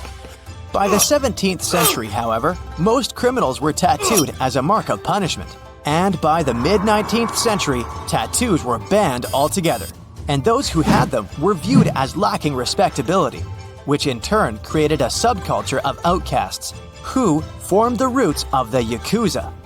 But how did the modern and more expressionist role of tattoos in the Western world begin? James Cook was a British explorer and captain who was famous for his 3 voyages to the South Pacific, which took place between 1768 and 1779. During one of these voyages, he traveled to the Tahitian Islands, where he was introduced to the art of tattooing. When he landed on the island, he was surprised and impressed by the heavily tattooed men and women, and he wanted to make note of them in his logbook. So, to describe their body art, he used the term tattoo after hearing the locals use a word that sounded similar to it regarding their markings. Before that, tattooing was simply referred to as scarring, painting, or staining. Many of Cook's crew returned to England with tattoos from this voyage, which, in return, restarted a tattoo tradition among the sailors. They started using tattoos as a way to record their travels. For example, they would get an anchor tattoo if they crossed the Atlantic Ocean successfully, or a shellback turtle tattoo if they crossed the equator. This paved the way for the traditional style of tattooing. By the 19th century, although tattoos were still largely associated with sailors, they had spread to British high society as well. During the 1870s, they had even become fashion statements among some members of the upper classes, as well as royalty. The people who had them among the high society included British Prime Minister Winston Churchill's mother, Lady Randolph Churchill, Prince of Wales, the future Edward VII, and his sons, as well as several of Queen Victoria's relatives. It was even rumored that she herself had a tattoo of a tiger fighting a python in the area of her body that could easily be covered with clothes, just in case. This all led to tattoos becoming a mark of wealth by the late 1880s. In 1891, the tattoo machine was created by Samuel O'Reilly, who was a New York City tattooer himself. His design was based on a modification of Thomas Edison's electric pen, which was originally designed to help businesses with document duplication. It was also around the same years that tattooed women started to make appearances, though mostly in the circuses to entertain people. Although that industry eventually slowed down, by the 1920s, more women began to get tattoos as a cost-effective alternative to makeup, since products were so expensive at the time. In 1939, Mildred Hull became the first female to open her own tattoo shop in New York. It was around this time that the US introduced Social Security numbers, and many citizens got theirs tattooed on their bodies as a memory aid. However, despite these tattoos, decorative tattoos continued to be looked down upon. If you had a tattoo during the 50s or the 60s, you would still be viewed as a rebel or a criminal by the majority of people. In 1961, the New York City Health Department actually banned tattoos because they saw them as the cause of spreading diseases. The ban was not lifted until 1997. Today, tattoos are so common that even toys have them.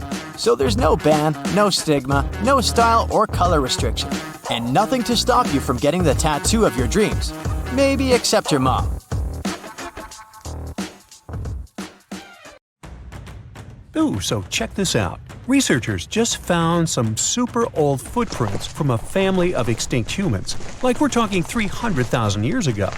The prints belong to a group of Homo heidelbergensis. Ooh, that's a tough one, but I nailed it. So those dudes were pretty advanced for their time. They were building homes and hunting big animals. But unfortunately, they couldn't handle climate change and disappeared about 28,000 years ago. No, they weren't sissies, trust me. The weather was really tough back then, and they couldn't just go grab a down jacket like you do. So, the University of Tübingen crew made the discovery in Germany, where they found the perfectly preserved prints in a forest by a lake. Apparently, elephants, rhinos, and other critters used to come relax by the lake, and so did this Heidelberg family. The scientists believe they were probably just a family outing rather than a group of adult hunters, since there were little kid footprints too. And depending on the season, they could munch on plants, fruits, leaves, shoots, and mushrooms around the lake.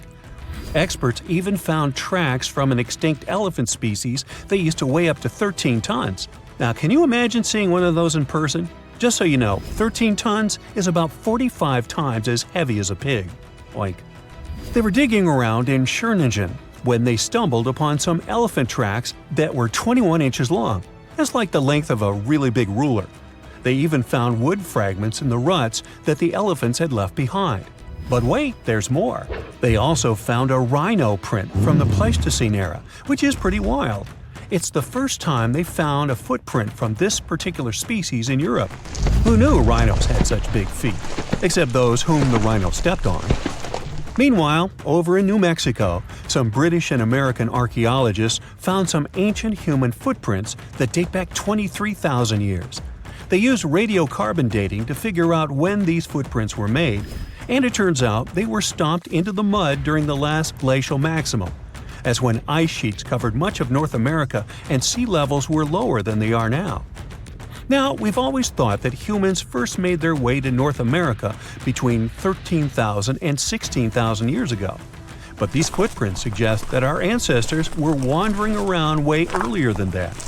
Some people even think that humans might have been hanging out in North America as far back as 33,000 years ago, although not everyone is convinced. Alrighty, if there were footprints, there must have also been some shoes too, am I right? Well, researchers may not have found signature Gucci loafers, even though they've been around since 1953, but they did find a cave in Armenia full of ancient artifacts from the Copper Age. And guess what? Those artifacts included a seriously well-preserved shoe that's now the oldest footwear ever found. That footwear was made from a single piece of cowhide leather, which is pretty rare today, despite all the fancy schmancy technological upgrades we've got today. Talk about premium quality. Currently, the coolest modern-day designer shoes are trying to copy this hole-cut technique. The shoe was also rubbed with some kind of plant or vegetable oil for extra durability, and it even had shoelaces that crisscrossed through a series of holes, just like our beloved sneakers today. The shoe was about the size of a woman's US 7, so we're guessing it was tailor-made for some fancy-pants wealthy person. Can you imagine rocking these feet whips back in the day? They were possibly the talk of the town. Now, since we're talking about shoes, have you ever had that gross feeling when you step in something sticky? Especially if you're wearing a brand new pair of white sneakers? No, not what you're thinking. I'm talking about chewing gum. It's a total buzzkill to have it stuck to your shoe. A super cool British archaeology student named Sarah Pickett found a 5,000-year-old piece of Neolithic chewing gum made from birch bark tar while on a dig in Finland. It even had tooth marks in it. Who knew our ancestors were into chewing gum too? Apparently, birch bark tar has antiseptic properties, so it's believed that Neolithic peeps chewed it to help treat mouth and gum infections. So it looks like people have been spitting out gum since the beginning of time. Ah, what a tradition. Prehistoric designers had way more than just shoes to offer to prehistoric fashionistas. You're not going to find such a statement piece in the mass market, and I'm not sure about high-end boutiques either. Yep, it's supposedly the oldest purse ever found, and yep, those are dog teeth used as decorations for a handbag. According to one of the archaeologists, these teeth were all the rage back in 2500 BCE. People were putting them on everything, from clothes to jewelry. But this particular handbag was something special. It had over a dozen sets of teeth and was super fancy, which means whoever owned it was perhaps a VIP. Unfortunately, the purse itself didn't survive the test of time. All that's left are these teeth, pointing in the same direction and looking like a modern-day handbag flap. It must have been truly chic back in the day, but it's a good thing we've moved on to more humane materials for our accessories. Did you hear about the dino-sized discovery on Yorkshire's coast? Yep, sometimes scientists discover not human footprints, but dino footprints. This time, they found a record-breaking dinosaur print that could have been left by a predator taking a break 166 million years ago. Can you imagine a T-Rex lounging on the beach with a smoothie in hand? This 3-foot-long fossil, spotted in Burniston Bay near Scarborough, is the largest ever discovered in the region. The team of researchers who studied the track concluded that it was made by a giant carnivore like a megalosaurus. That's one big and hungry dino. The footprint is the largest made by a theropod, which is a group of bipedal dinosaurs that includes the infamous Tyrannosaurus rex. So, we're talking about some seriously big and scary creatures here. A paleontologist from the University of Manchester said the discovery had shed new light on the behavior of these carnivorous giants. Apparently, features of the footprint suggest that this large predator was squatting down before standing up. Maybe it was doing some yoga or taking a bathroom break. Who knows? Another archaeologist, Marie Woods, stumbled across the print while collecting shellfish on the shore. She said she couldn't believe what she was looking at. I mean, who would expect to find a giant dinosaur print while picking up some clams? It's lucky that Ms. Woods and Rob Taylor, a local fossil collector, rescued the fragile print from the shoreline. Experts warned that it was at risk of being lost to erosion or landslides. Now, plans are in motion for the footprint to go on public display at the Rotunda Museum in Scarborough. But there's some more dino-mite news. Several drought conditions in Texas have revealed ancient dinosaur footprints that are over 100 million years old. Multiple dinosaur tracks belong to the dinos were recently discovered at Dinosaur Valley State Park in northwest Texas. The droughts have caused a river running through central Texas to dry up almost entirely, which is how these prehistoric prints were finally uncovered. This guy was a real beast, measuring 15 feet and weighing in at 7 tons. It used to roam the area over 113 million years ago, according to the state park. About 60 prints from this dino have been revealed due to the drought, with an estimated 140 tracks from the dinosaur in total. But that's not all.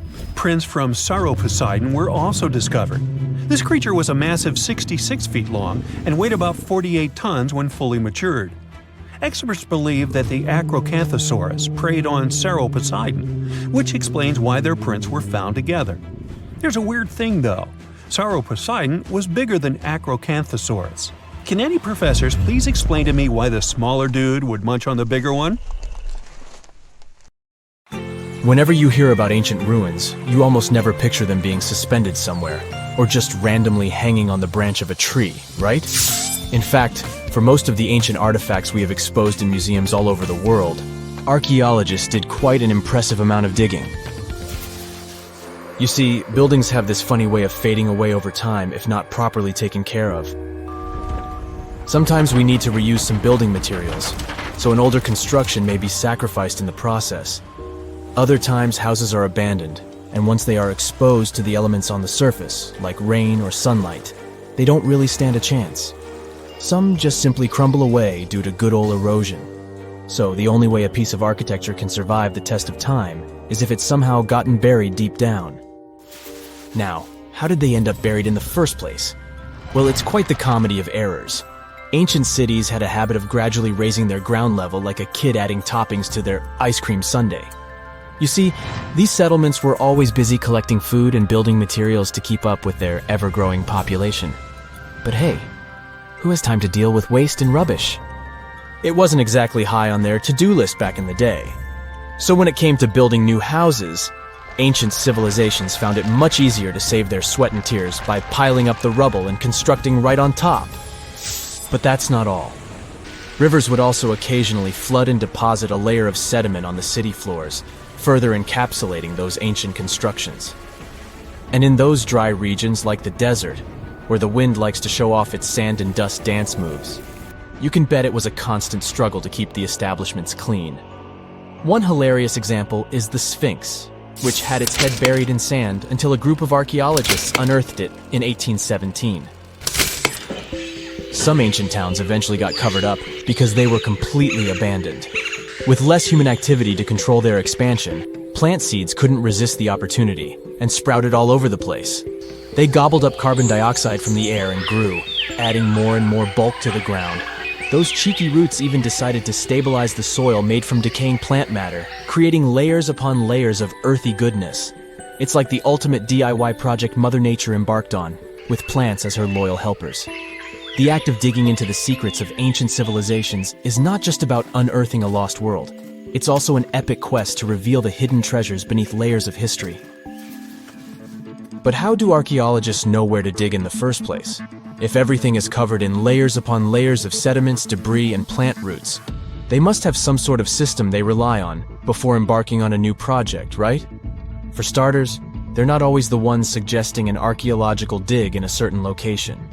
Let me explain. Let's say you're a contractor and you want to build a new fancy apartment complex in your city. Some local legislations have certain requirements before your project can start, though. For instance, before anyone starts building on a piece of land, they might need to bring in specialists to check the soil. These clever folks can be archaeologists, geologists, or paleontologists, and they need to keep an eye on things during development. If any artifacts or ecofacts, fancy word for organic remnants, are discovered, these experts swoop in to excavate and study them. But what about sites that have nothing to do with bulldozers and yellow hats? Archaeologists have more than one trick up their sleeves when it comes to locating ancient hotspots. They dive deep into historic records with a healthy dose of detective work. By sniffing out old documents and maps, they can piece together the puzzle of human activity in a specific area. If a site has been visited before, it's even better. Finding records of past excavations or historical accounts can give archaeologists lots of information on where to continue their treasure hunt. Before archaeologists start swinging their shovels, they engage in a bit of a visual scan mission.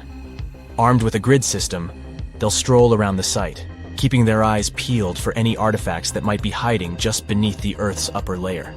From groundstone tools to historic glass and even ancient garbage dumps, yes, they're also valuable. These keen-eyed explorers can spot signs of human activity faster than most people. If they stumble upon midden soil, fancy term for a garbage dump, they know for sure that humans once called this place home.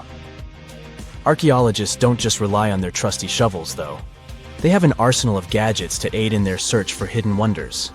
Geophysical tools are like their secret weapons. Take the resistivity meter, for example.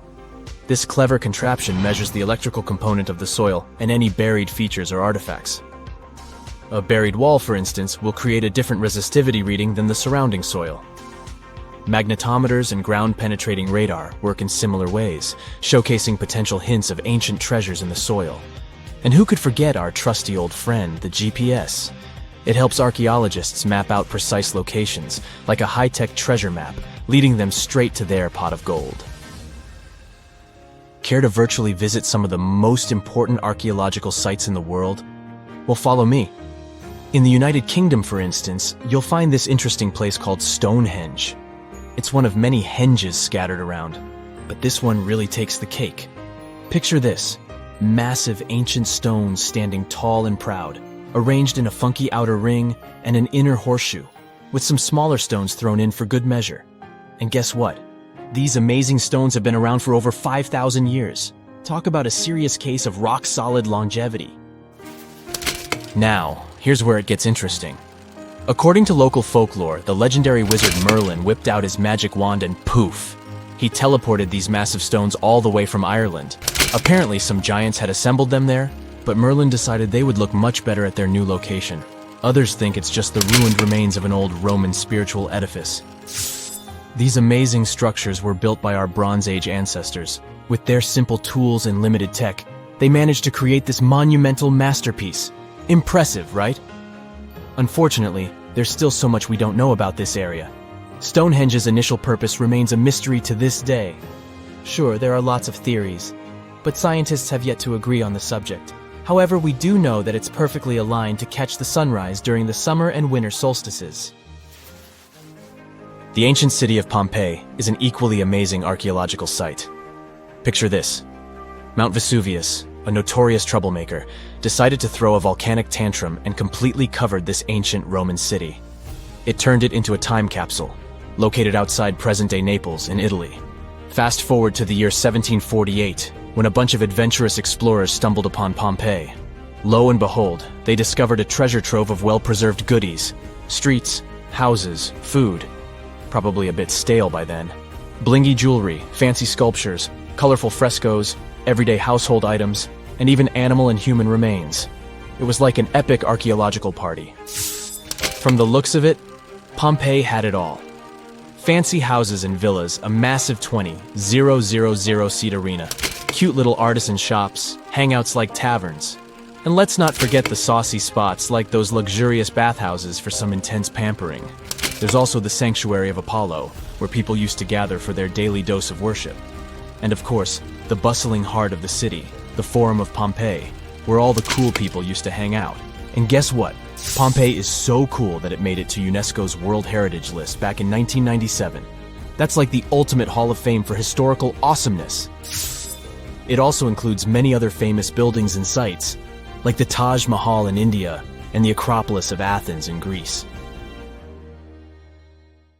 The unanswered mysteries surrounding ancient civilizations have been a source of inspiration for many conspiracy theorists. In fact, some of these mysteries are so interesting that many of us either already believe them or would like to. One thing is for sure though, none of those thousands of conspiracy theories have ever been, what's the word? Oh yeah, classified. Or have they? We're all aware that the CIA has done some questionable things throughout history for the sake of national security, but you wouldn't expect a book to be both a national and international threat. The CIA recently declassified parts of a book that talks about lost ancient civilizations and the catastrophic events that made them vanish thousands of years ago. This mysterious book was written in 1963 by a guy named Chan Thomas, and it was going to be published by Emerson House in 1965 until the CIA got involved. For some mysterious reason, they classified the book, and it was never released to the public until recently. But here's where it gets interesting. The book was declassified in 2013 due to the Freedom of Information Act, but it wasn't released to the public until 2016. And what was released truly raises a few questions. The original version of this document was 284 pages long, but the PDF essay that was released was heavily censored, with just 57 pages, which makes it 1/5 of the whole document. The pages were edited before they were released to the public in such a way that you wouldn't even notice that the other pages were missing. Now, no one really knows why this book was classified in the first place, but it has some interesting content from what I've gathered. The author of the book had quite the imagination and a huge love for ancient civilizations. And even though what he had to say is very thought-provoking, some of it is just bizarre. He believes that our planet is locked into a never-ending cycle of pole shifts and Earth crust displacements that are responsible for the mass extinctions of many civilizations which existed more than 6,000 years ago, even before the Sumerians. He believed that these events caused more damage to the Earth than meteors, and he bases this theory on a few artifacts that exist around the world, but weren't really noticed until recently. But I'll get into that in a bit. Those mass extinctions that the book talks about include the end of the Ice Age, when huge 2-mile-thick ice sheets disappeared from northern Europe, Northern America, and Canada, and caused 100 species to go extinct. And here's how the author illustrates his hypothesis. He believes that there was a geomagnetic pole shift which caused catastrophic changes to both the atmosphere and the Earth's crust, resulting in the extinction of many civilizations over time. Now, even though the geomagnetic pole shift is a real thing, it doesn't just happen overnight. It happens really slowly, only about every few 100,000 years, according to scientists. But it's a bit more complicated than it sounds. It is a well-known fact that the North Pole is somewhere above Alaska, and the South Pole is close to the middle of Antarctica. Now, these are the geographic poles, and they'll always be north and south. However, the Earth's magnetic poles flipped a few 100,000 years ago. So if you had a compass, let's say 700,000 years ago, it would instead point south and show you the Antarctic. But the author of the book has a different theory. He believed that the flip of the north and south magnetic poles doesn't happen every few 100,000 years, but every 12,000 years, and that this flip occurs in just a few hours, causing a catastrophic apocalypse. He thinks this happens as a result of an explosion inside the Earth's core. This explosion causes the magnetic poles to flip, but it also causes the Earth's crust to move. According to the book, due to these catastrophic events, a lot of the Earth's continents that were submerged underwater rose above sea level in just a few hours. Now, here's where it gets interesting. The author also states that the Peruvian Andes were beneath the ocean before the last pole shift. And even though it seems far-fetched, since the Andes are approximately 22,000 feet above sea level, there was evidence to support that claim in the late 80s. Scientists found whale bones and fossils that are said to be millions of years old on top of the Andes and the Himalayan mountains. It's also suggested in the book that the deep freeze the Earth went through during the Younger Dryas event caused the Gulf Stream to be disrupted, and he points to some interesting evidence to support that theory. Frozen mammoths were found trapped in blocks of ice with food still in their mouths. Now, this is a true mystery, because freezing cold weather is in their nature, and they were among the few animals that could truly survive in the Ice Age. So, what could have caused them to freeze so quickly? Kinda makes you go, doesn't it? The document describes the Great Pyramid of Giza as a true enigma as well. The Pyramid of Giza is made out of 2.5 million stone blocks that are placed on top of each other with great precision. It's close to 750 feet wide and more than 450 feet high. To this day, we're still not able to explain how it was constructed, and it's quite difficult to understand the internal design as well. On the inside, the pyramid has no similarities to the other pyramids, and, despite popular belief, there were no mummies found in any of them. If you think that's a bit weird, wait for the next one. There are absolutely no hieroglyphs found in any of the pyramids, and that goes both ways. What do I mean? There are also no pyramids, or anything that resembles a pyramid, in any hieroglyphs either. Mr. Thomas believes that the pyramids were created hundreds of thousands of years before the Egyptians, by a civilization that went extinct. Speaking of civilizations, in his book he even mentions the Greeks. He claims that in Greece, there was another ancient race of people that went extinct as well.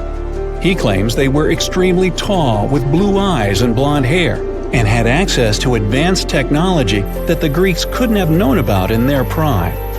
Now, before we drift too far away from the stone blocks, let's talk about another mystery, the temple in Baalbek, Lebanon, and its ginormous foundation blocks. Those stones, which make up the Heliopolis, were also used for the temple in Rome.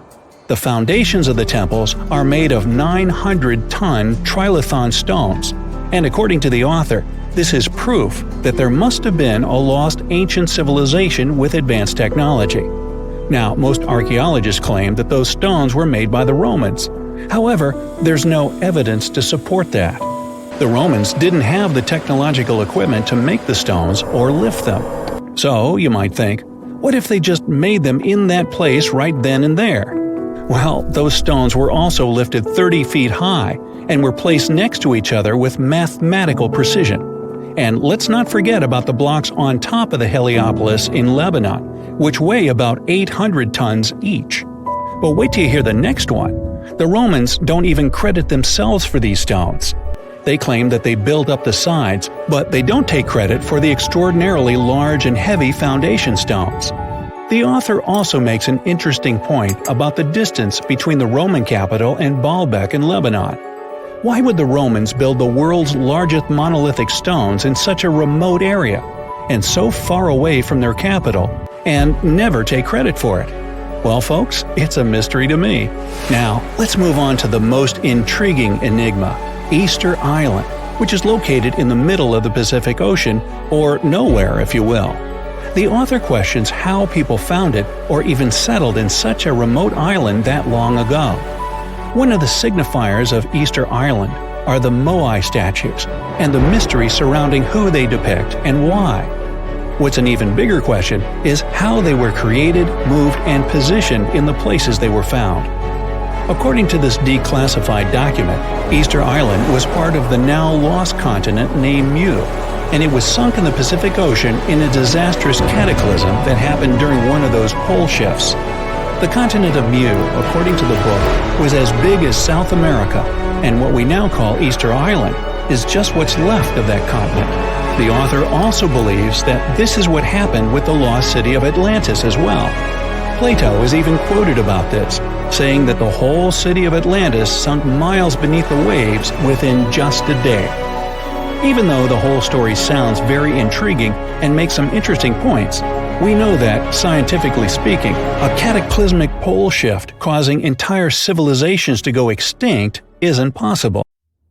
The Azores are 9 islands in the Atlantic Ocean, sitting about a third of the way from Europe to North America. A history textbook will tell you that the Portuguese explorers discovered this beautiful archipelago in the 15th century. Until then, they were uninhabited. The islands still belong to Portugal, so there seems to be no controversy or mystery here, except for the fact that some researchers think the Azores were home to an ancient civilization from thousands of years ago. Others support the idea that the famous Atlantis itself was here.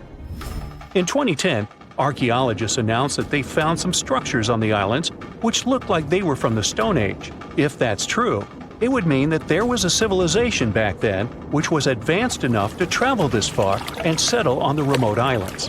A special scientific commission studied the matter and concluded that those structures were natural rock formations or had a more modern origin.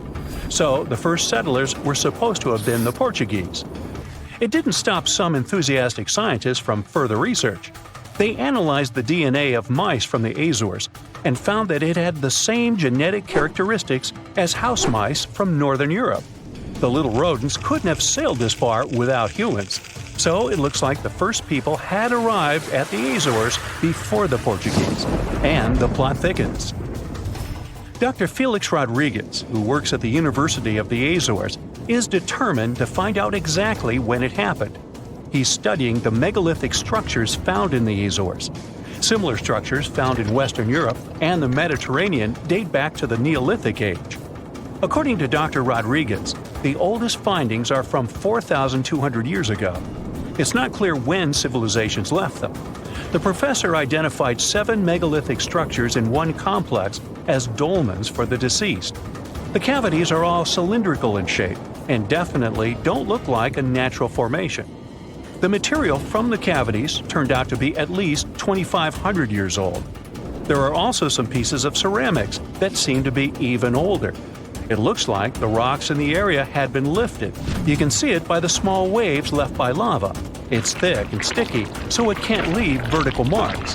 Someone must have moved the rock from its horizontal position.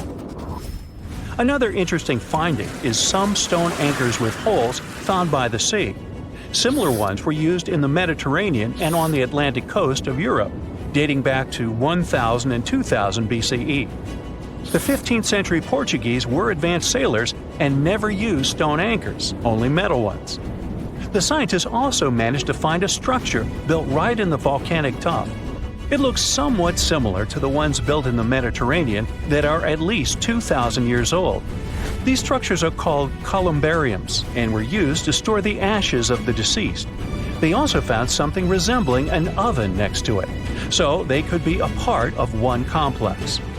There's also a basin in the middle, and it's not the only one on the island. It looks like they had a special meaning to their builders. There are channels around the construction. They connect the 4 basins, and the sun lights each of them at different times of the year. It was all carefully planned, as they were lit the brightest during winter and summer solstices and autumn and spring equinoxes. The water passed through all the basins and went directly into the sea. It could have been a purifying ritual. Now, some people are skeptical about the findings and believe they're all parts of a fortress from the 16th century. Professor Rodriguez is determined to prove it's all much older. There must have been some ancient civilization here that could have left because of the volcanoes that go crazy every 50 years. Antonietta Costa, a postdoctoral student at the University of Porto in Portugal, is also sure that the first people came to the Azores in prehistoric times. She has studied standing stones with small openings, explained as cuts for quarrying the stones. Costa believes they are part of a calendar system. She noticed that none of the slits in the rocks were aligned with the cardinal east direction. The slits closest to it are smaller than the ones facing other directions, so it can't be just a coincidence. It also looks like the slits are aligned with the solstices, and that's what makes Costa think it could be a calendar. She also thinks the inscriptions left on slabs of bedrock on the islands are much like those maps that were left on the rocks during the Stone Age in mainland Europe. Another interesting theory about the Azores is that it could have been the location of the famous Atlantis, which was lost under the sea. Since the Azores archipelago is in the middle of an ocean, it could technically be a perfect place for that. A 20th century scholar quoted Plato to prove this theory was right. The Greek philosopher suggested that Atlantis was in between the continents. The coins and sculptures supposedly found in the Azores when the Portuguese just arrived also point that there was someone else present there. And way more recently, in 2013, a sailor found a huge structure looking like a pyramid off the Azores coast. It was most likely a large submarine volcano, but it's much cooler to think it was some big deal in Atlantis, right? Peru has its own mystery. Amid the desert, you can find some eerie marks called the Nazca lines. They're known as geoglyphs and were created more than 2,000 years ago by the people of the Nazca culture. Thanks to a dry climate and strong winds in the desert, most of the Nazca lines have reached our day. To create them, Nazca people removed the top layer of the pebbles and revealed the soil beneath the ground. The color of the soil changes from reddish-brown to yellowish-gray, so the lines always look different. Most of the geoglyphs depict plants and animals. You can clearly see a monkey, a whale, a condor, a hummingbird, a spider, various flowers, trees, and other plants. There are also some geometric shapes, such as triangles, trapezoids, and spirals. Since they were discovered in the 1920s, scientists have offered different explanations for the lines.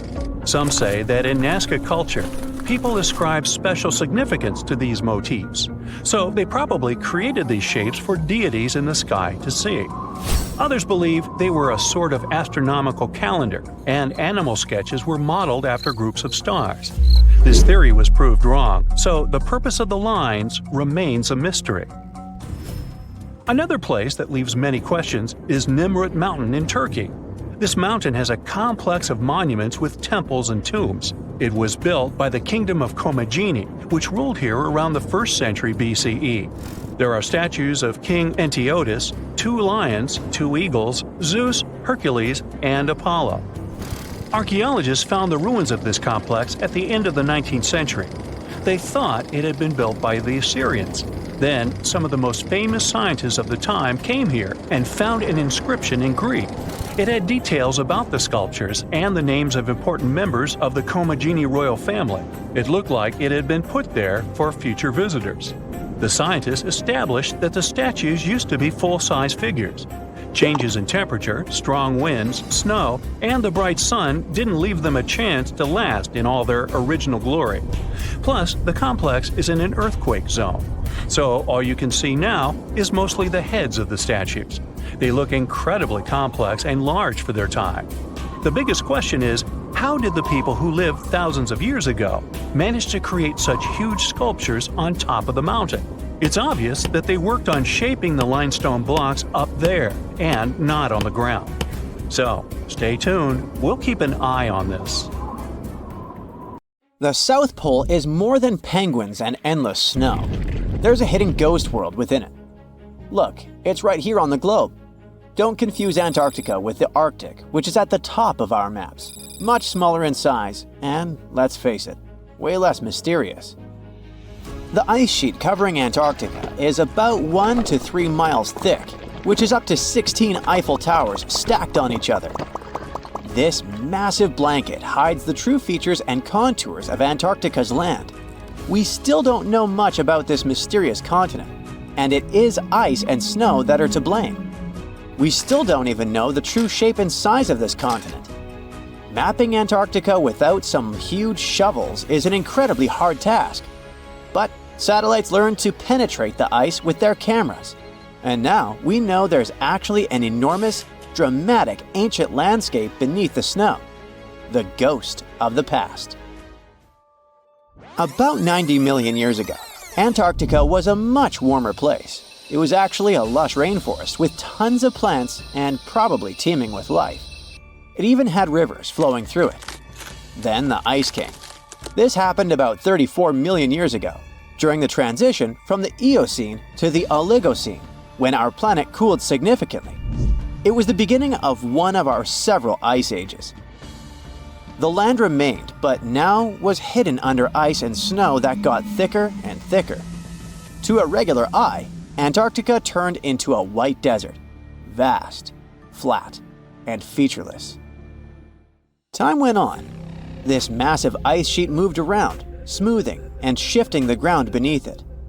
Over the millions of years, it changed what the land looked like. Now, if we looked under the ice, it wouldn't hold any signs of the original South Pole, except for one place. In areas where the ice is especially thick and doesn't move much, like in East Antarctica, it has actually worked the other way around. It became like a super thick blanket that protects the land. Normally, things like wind or rain slowly wear away the ground over time, changing its shape. But since we have this protective ice blanket, it prevents these natural processes from reaching the stuff underneath. So, the ground stayed almost the same for millions of years, like it's been frozen in time. This special area near the Aurora and Schmidt subglacial basins has become the ghost of Antarctica's landscape. This place was barely touched even since it was first covered in snow 34 million years ago. This is a historical footprint, a place that can tell us what Antarctica's ground looked like before it became a freezing nightmare. As scientists peered under East Antarctica, they saw an amazing ghost. The traces of the rivers that were flowing there millions of years ago, various valleys, and some weird little islands, as well as 3 big chunks of land shaped like the letter U. Hey, what's that all about? You see, the continents on our planet are moving constantly, sliding along the red-hot lava mantle like cereal on milk. Over history, they came together and broke apart several times. Hundreds of millions of years ago, several continents were a part of one enormous Gondwana. Antarctica was one of them. It used to be one huge landmass. But when Gondwana broke apart, the poor continent got stretched by tectonic forces. Parts of land were pulled away from each other. Whoosh! And they got torn apart. And that's how we got these big chunks or blocks of land under thick layers of ice. In any case, scientists now want to explore this ghost a bit more. But to study it deeply, they need to actually drill down through the ice, like using a straw to get to the bottom of a thick shake. This will help them pick up some rocks and dirt from way below to learn more about the Earth's history and climate. Antarctica is the 5th largest continent in the world, approximately bigger than the entirety of Europe or Australia, competing with the entire South America in size. Aside from East Antarctica, we discussed there are several more regions: Antarctica Peninsula, South Pole, West Antarctica, and the Ross Sea. The continent is basically a frozen sandbox, and all its hidden, mysterious landscape is actually less explored than Mars's terrain. We only know for sure that without ice, it wouldn't just be flat and empty, but an entire world full of big mountains, huge canyons, and even fiery volcanoes. Some of these volcanoes are so huge that they peak above the layers of snow. In West Antarctica alone, there are at least 138 volcanoes, though only about 8 or 9 are active today. One of the craziest ones is Mount Erebus, the southernmost volcano and the tallest one on the continent, about 12,500 feet high. And deep beneath the ice sheet, this guy hosts incredible, beautiful subvolcanic caves. The temperatures there are warm enough for t-shirts.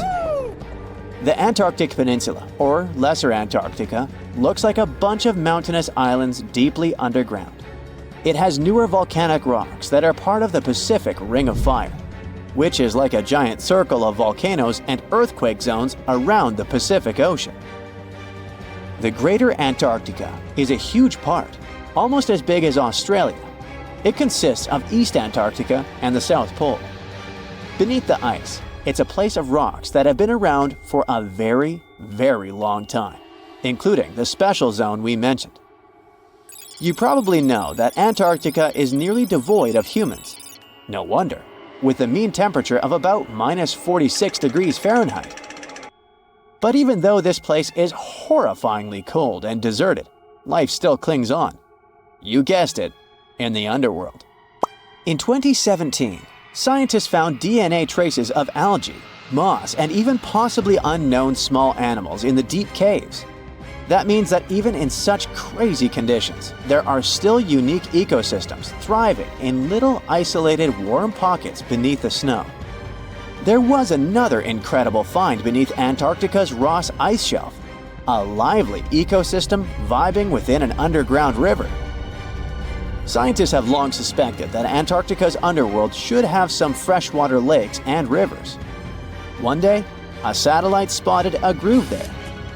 They decided to explore it and used a hot water drill to melt their way through the ice.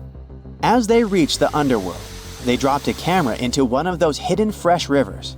And at first, they thought they'd find just some rocks or something. But instead, they stumbled upon hundreds of amphipods, tiny shrimp-like creatures. Little ones instantly swarmed around the lens. Shrimps blocked the camera and scientists couldn't check out what they wanted to. Pretty funny, but at least that means that there really is an important ecosystem deep within Antarctica. Now, they're gonna explore it. And all this is just the beginning of the mysterious underworld. Antarctica's snow also hides the deepest canyon on Earth under the Denman Glacier. Well, Mariana Trench is still the deepest point on Earth, but it's a part of the oceanic crust, geologically speaking. Also, in 1958, explorers found a huge mountain range under the ice, as big and tall as the famous Alps Mountains. The range stretched for about 745 miles with peaks as high as 1.7 miles. And all this magnificence is buried under tons of ice. Who knows what else we might find there? Antarctica holds about 60% of our entire planet's fresh water, which means it would be pretty bad if it melted. For example, there's this Doomsday Glacier, officially known as Thwaites Glacier. It's a huge ice formation, about the size of Florida, and it's melting right now. Every year, the sea levels rise by 4% because of it. If this guy melts away completely, the sea levels all around the world will increase by 2 feet, which might not sound like a lot, but it would be catastrophic for coastal areas. Luckily, researchers have found that even if its ice shelf were to collapse in the next 50 years, the glacier itself wouldn't retreat as quickly as they feared. It's still losing ice rapidly, but it would be quite a slow process. So, imagine you're 15 and you get bored of playing video games. Instead, to pass the time, you decide to give some attention to an old hobby of yours, tracking down lost Mayan cities. You've heard that some ancient civilizations are said to have built entire cities based on constellations, so you decide to check out whether that was true for the Mayans. You find a book containing all the constellations the Mayan civilization believed to exist. You open good old Google Maps and map every ancient Mayan city discovered to date. You start seeing that this information actually matches. And truly, the biggest ancient Mayan cities correspond to the brightest and biggest stars of the Mayan constellations. Okay, this is getting interesting. You manage to map out over 100 ancient cities when you suddenly notice something strange. There's an area in the Yucatan Peninsula in Mexico where archaeologists have unearthed 2 Mayan cities. But on the constellation map, there are 3 stars. Could this mean there is a long-lost city waiting to be discovered nearby? You might think this sounds too daydreaming, but the story is actually true. The previous account happened to a Canadian teenager named William Gaddery. The boy is known as a science genius and had even won an award for the constellation theory we presented just now. When he noticed that a 3rd city was missing from the 23rd constellation he was examining, he began to scour the internet for satellite pictures that could help him solve this mystery. He looked into images from NASA, JAXA, a Japan-based satellite company, and Google Earth. These images were still insufficient to answer his questions, so he reached out to a friend inside the Canadian Space Agency. His friend provided him with state-of-the-art satellite imagery that gave him the answer he was looking for. According to the images, there is a large square area right on the border of Mexico and Belize, which looks like the remains of a city. William took the images to a remote sensing expert known as Dr. Armand Larocque from the University of New Brunswick. They studied the images thoroughly and concluded that the area could be housing 30 buildings and even a large pyramid. The scientific and archaeological community went crazy with the 15-year-old's discovery. Could this really be true? Some background. Lost Mayan cities began to be unearthed in the mid-20th century. Since then, ruins from cities such as Tikal, Palenque, and Uxmal have been rediscovered. The Mayans were one of the biggest pre-Columbian civilizations living in the Americas. They began to settle in the area as early as 1500 BCE. Experts believe that, at its height, the Mayan civilization consisted of over 40 cities, with a population of millions of people. That's a crowd. And their cities were pretty interesting. Their civilization spanned over Mexico's Yucatan Peninsula, Guatemala, and Belize. They survived mainly on agriculture, so they developed a complex irrigation system in most of their cities. They built a series of ceremonial buildings, pyramids, plazas, and even courts for ball games. The Mayans were keen pyramid builders, but they also developed an advanced astronomical system. With whatever ancient technology they had, they were able to predict the exact location of planets, such as Venus and Mars, and they were able to predict the exact dates of eclipses. That's why the methodology William used to discover this long-lost Mayan city was unusual, but not completely surreal. The Mayans were keen astronomers, so it wouldn't be too strange that they built their major architectural feats in relation to the sky, would it? And they wouldn't be the first ones to be doing so. There is a famous fringe of Egyptology dedicated to studying how the Giza pyramids were built in perfect alignment with the Orion constellation, meaning that each pyramid was purposely built to align with one of the major stars of Orion's belt. According to William, he first had the idea to look at the Mayan constellations because he couldn't understand why the Mayans built their cities where they built them. Most major cities, such as Chichen Itza and Uxmal, aren't near any rivers or significant bodies of water. Instead, they're built on marginal lands and on top of mountains, which confused the 15-year-old. His next thought was that it might have something to do with astronomy. William named the new city he discovered Mouth of Fire, which is also my nickname, and he even won a merit award for his hard work. However, his theory was very much contested inside the archaeological community, and many Mayan experts worked to debunk William's findings. Some archaeologists say that constellation theories are too unscientific.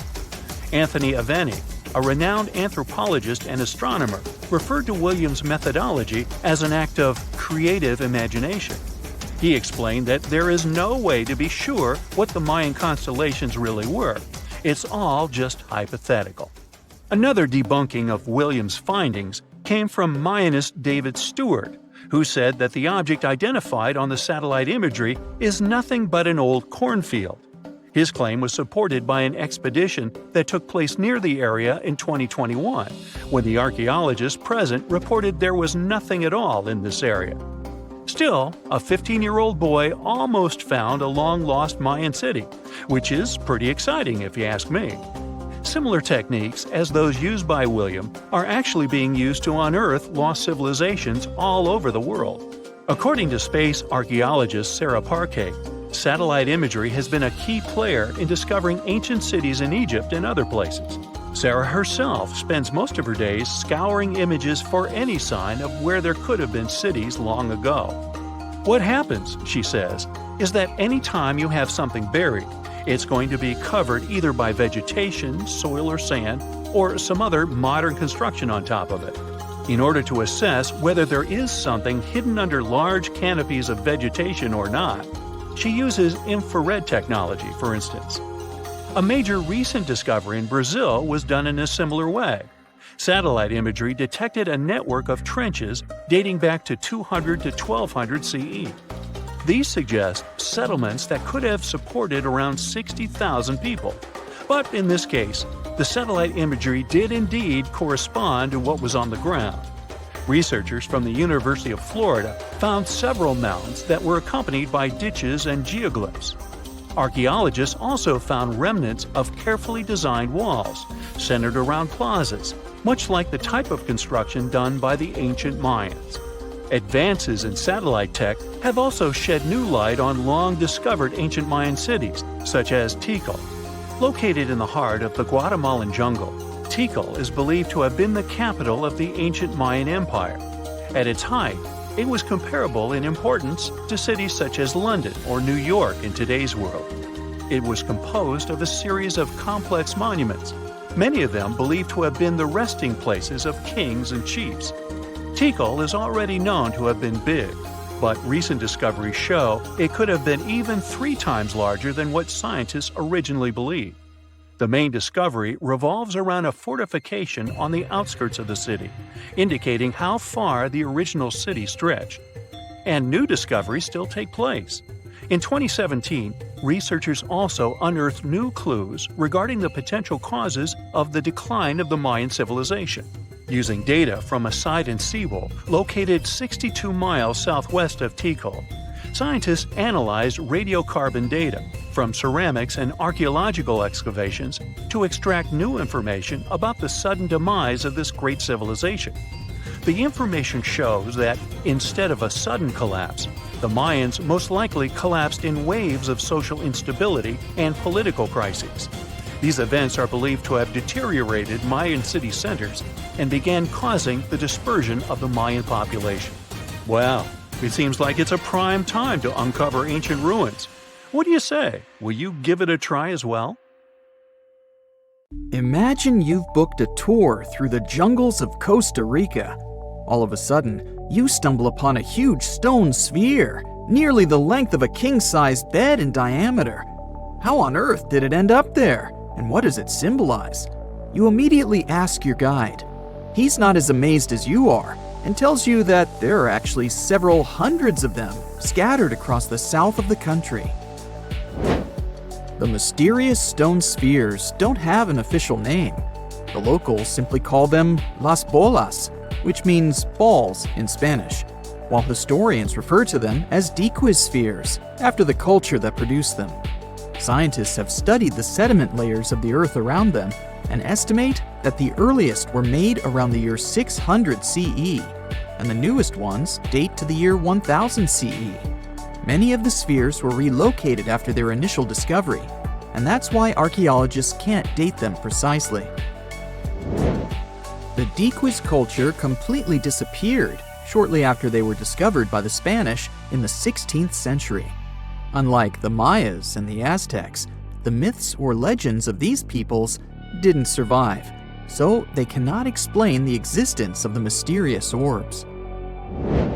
More than 300 of these objects have been discovered so far, with some being smaller than 1 inch in diameter, and the largest measures 6.6 feet in diameter, standing taller than most humans. Although there are ones made from limestone, most spheres were carved out of a coarse version of basalt, a type of rock that forms when lava cools rapidly. Some orbs weigh up to 15 tons, and in most cases, their surface is smooth to the touch, although there are coarse, mostly unfinished pieces. If we throw away the theory that river erosion naturally sculpted the spheres, the ancient people seem to have created them by hammering boulders with other rocks. Once they got the rough shape they were aiming for, they would polish the rock to perfection, using techniques such as controlled fracture and grinding. The mysterious spheres are located in the Dequis Delta, on the coast of the Pacific Ocean. Most of them can be found in a place called Farm 6, which, alongside 3 other sites, was proclaimed a UNESCO World Heritage Site in 2014. The area contains other finds from the pre-Columbian era, such as paved areas, burial sites, and mounds. For centuries, the stone balls were hidden under a thick layer of sediment that protected them against the elements and looters until they were unearthed during the 1930s. The company that owned the land was clearing the rainforest for banana plantations when they stumbled upon these unusual stone constructions. Some were damaged by bulldozers, and some by workers trying to pry them open, as they believed there was gold hidden inside. It took a while before the authorities intervened to stop further damage to the finds. Doris Stone, the daughter of an executive of the company that owned the land, was the first to study the spheres. In 1943, she published an article in a leading American archaeological journal, turning the world's attention to the orbs. Expeditions soon followed, and archaeologists were immediately able to determine that the stone formations were human-made, probably created by the ancient indigenous population of Costa Rica. To this day, no one has been able to fully explain their function in a scientific way. It means there's still room for some wild theories about the sphere's origins and true purpose. The most popular theory in the scientific community is that the stone spheres served as decorations and status symbols, as many of them were found near the houses of chieftains. Local tribal leaders were also laid to rest with some of the smaller balls, so these stone formations were definitely associated with power in some way. Chiseling a boulder to perfection involved a lot of labor and planning, and only powerful individuals could afford it at the time. The other popular theory is that the boulders were used for astronomical observations. Individual spheres represented stars or planets, like a primitive map of the night sky. Since they were perfectly round, it was easy to roll them around. Before the jungle engulfed them, the area where they were found was a flat alluvial plain, ideal for rolling large boulders around. Another version of this theory suggests that the stones were used as boundary markers, much like modern border stones, which are also mostly made from stone. Finally, legends from other tribes that lived in the area tell of how the spheres were cannonballs that the deity of thunder used to drive away the deity of winds and hurricanes. We still don't know the original purpose of the Costa Rican spheres, but they remain an important part of the country's national identity. The National Museum in the Costa Rican capital, San Jose, has 6 of them in its courtyard. Many other spheres have become prized garden decorations for wealthy Costa Ricans. There's even one at Harvard University. More than a millennium after they were created, the mysterious stone spheres of Costa Rica are still associated with power and wealth. In terms of numbers, the stone orbs are not perfectly round. They are rated as nearly perfect, at 96% spherical in shape. And while even that is pretty impressive, the spheres of Costa Rica are not the only ones of their kind.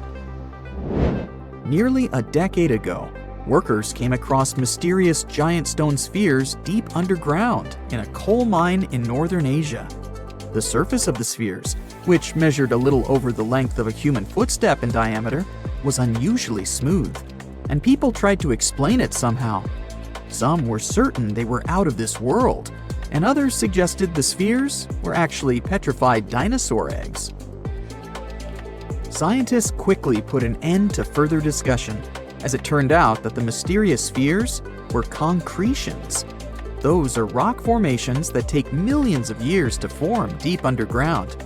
Think of a pebble that picks up snow as it rolls down a hill. That's how concretions are made. Groundwater, rich in sediment and minerals, flows around the sediment, slowly shaping it into a perfect orb. The process is quite common in nature, but most concretions are fairly small. The spheres found in the coal mine grew to their size in the mineral-rich ground, and they were big enough to get the press and the general public interested.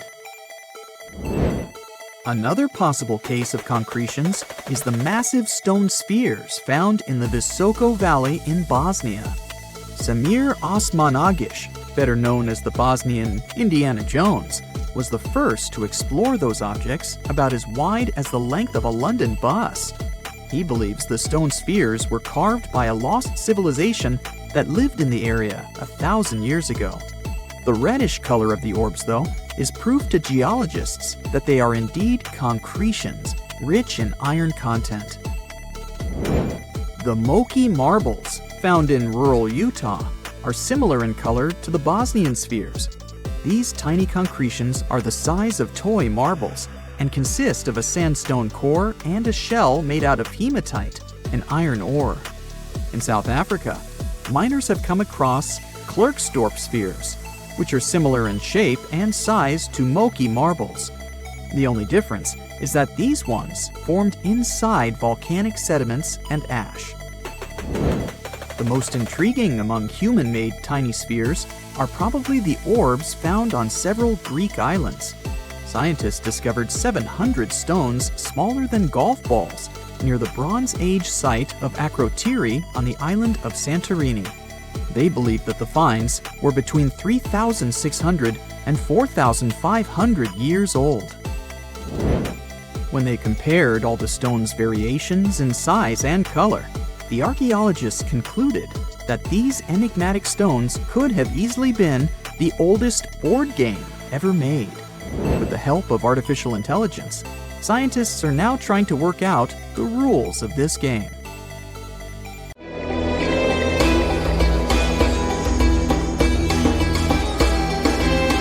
The Great Pyramid was created as the final resting place of ancient Egyptian monarch Khufu.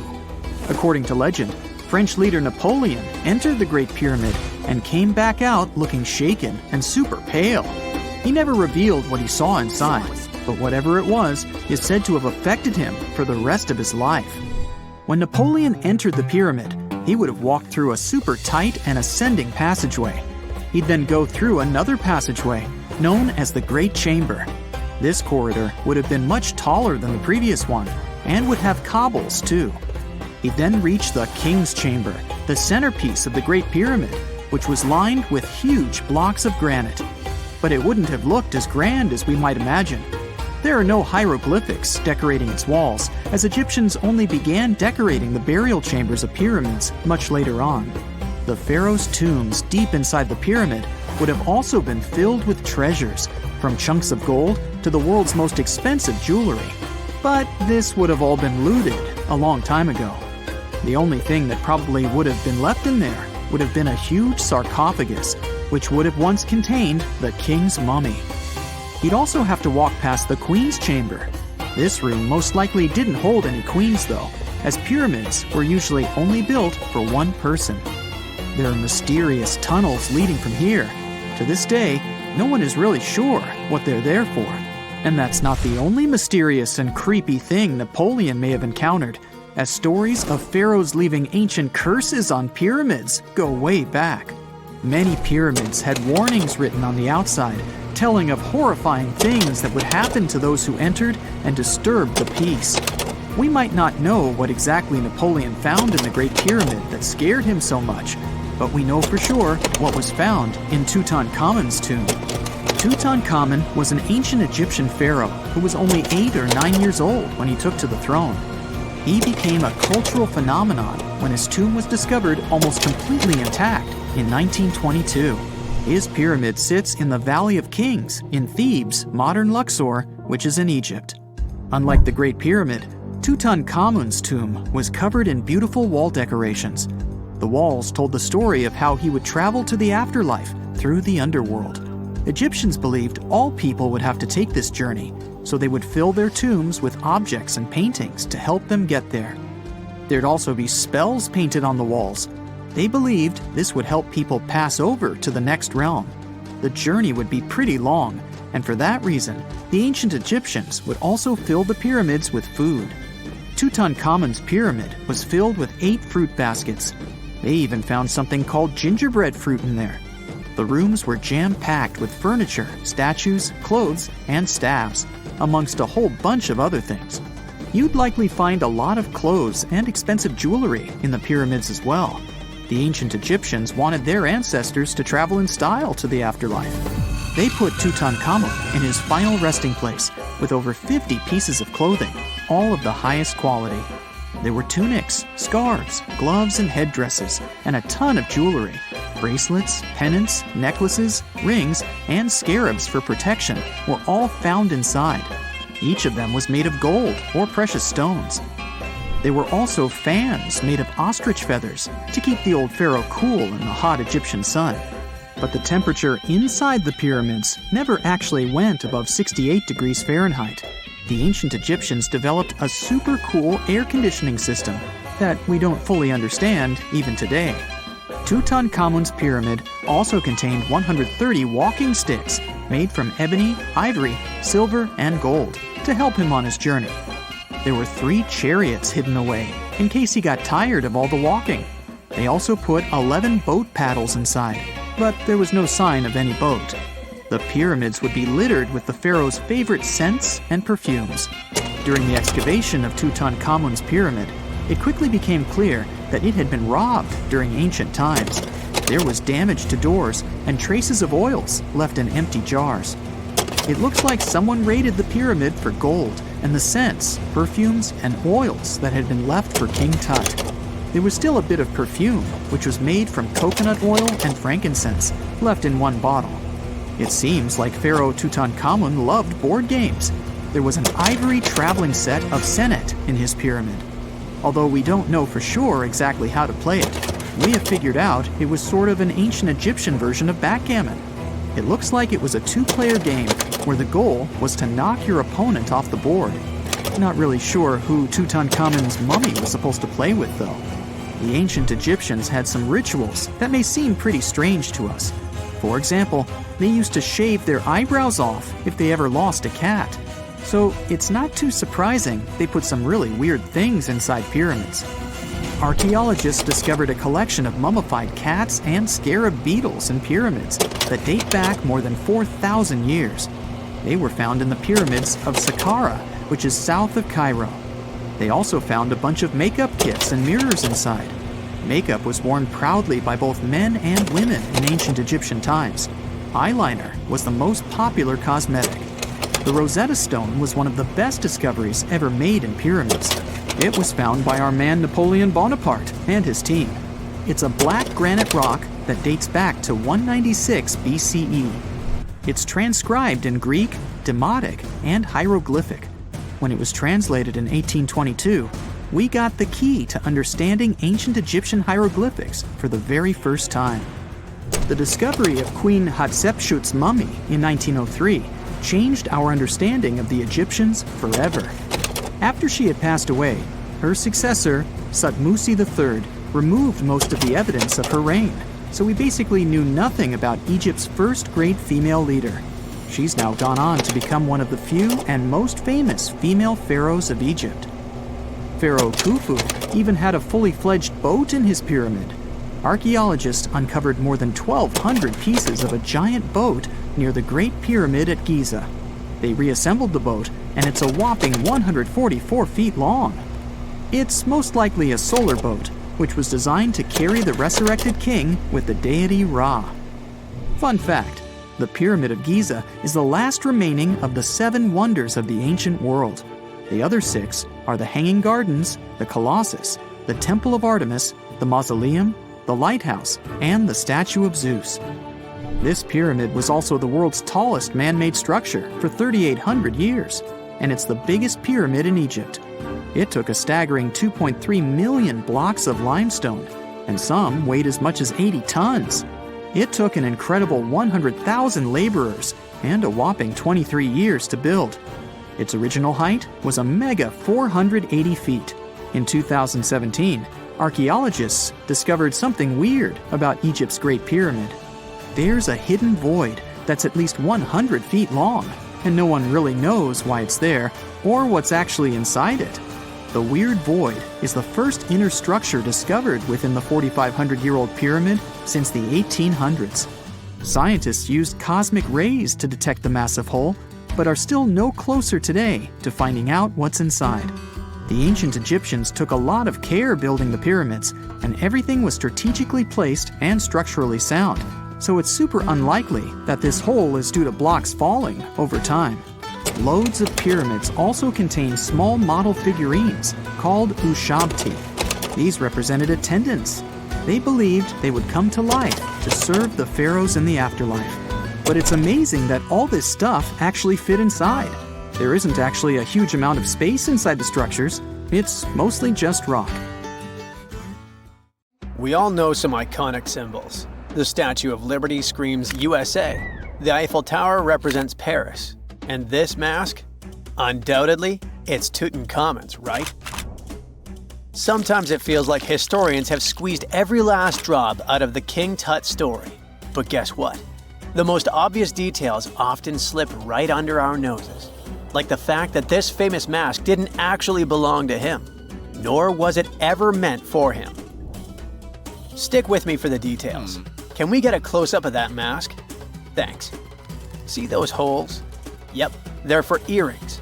And no, it's not that they had anything against jewelry, but back in ancient Egypt, earrings were typically worn by high-status women or kids.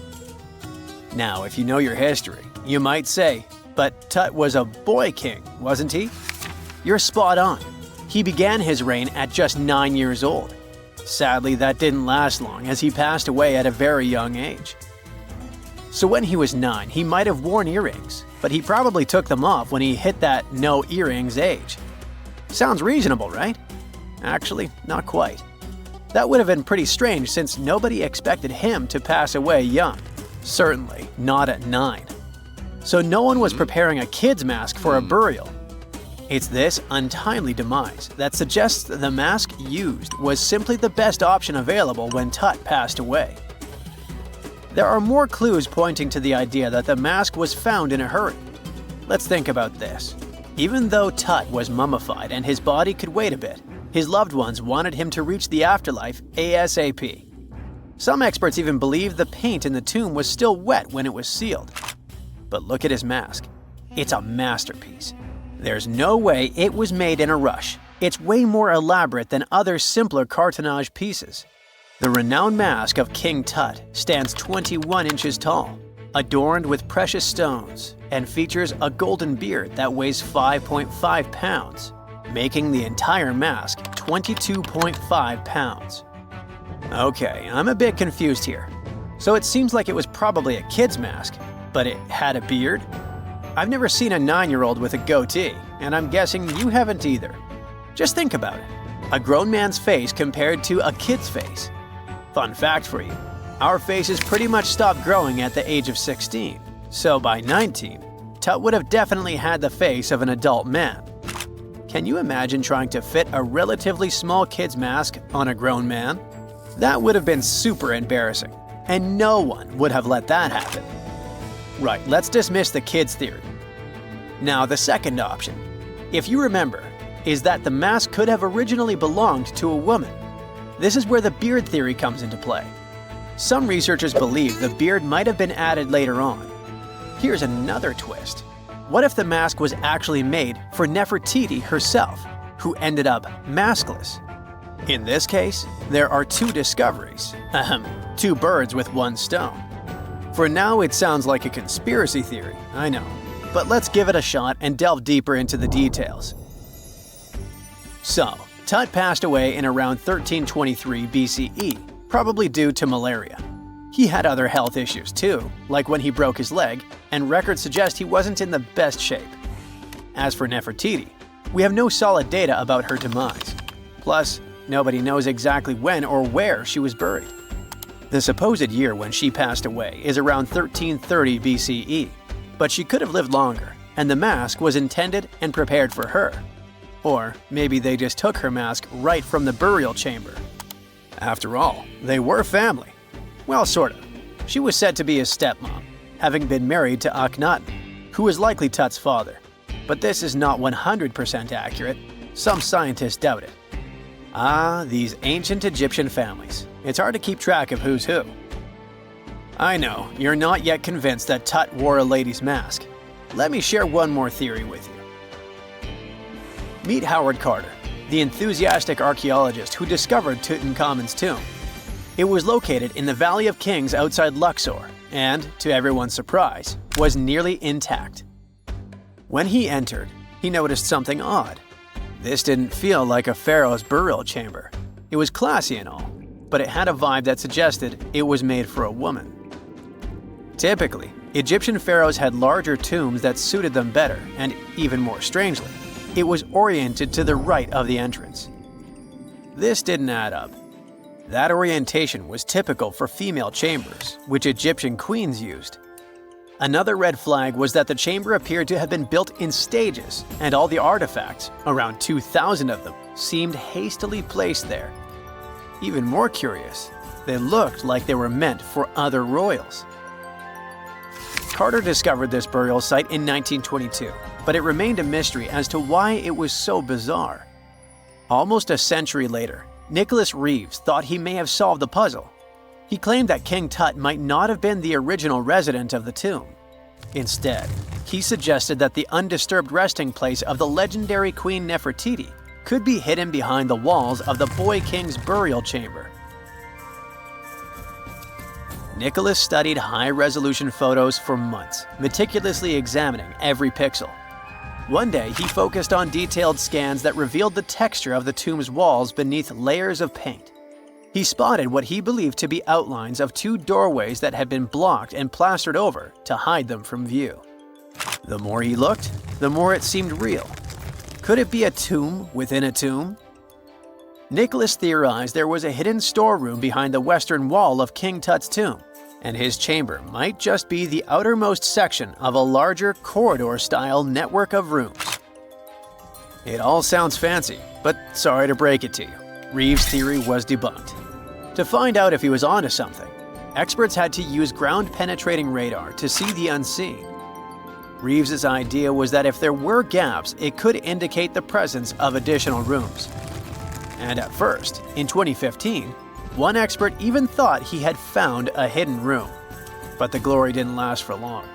A year later, after double-checking, it turned out there were no hidden doorways.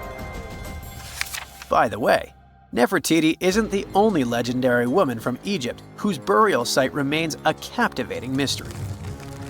There's a cool legend about Cleopatra that you might enjoy.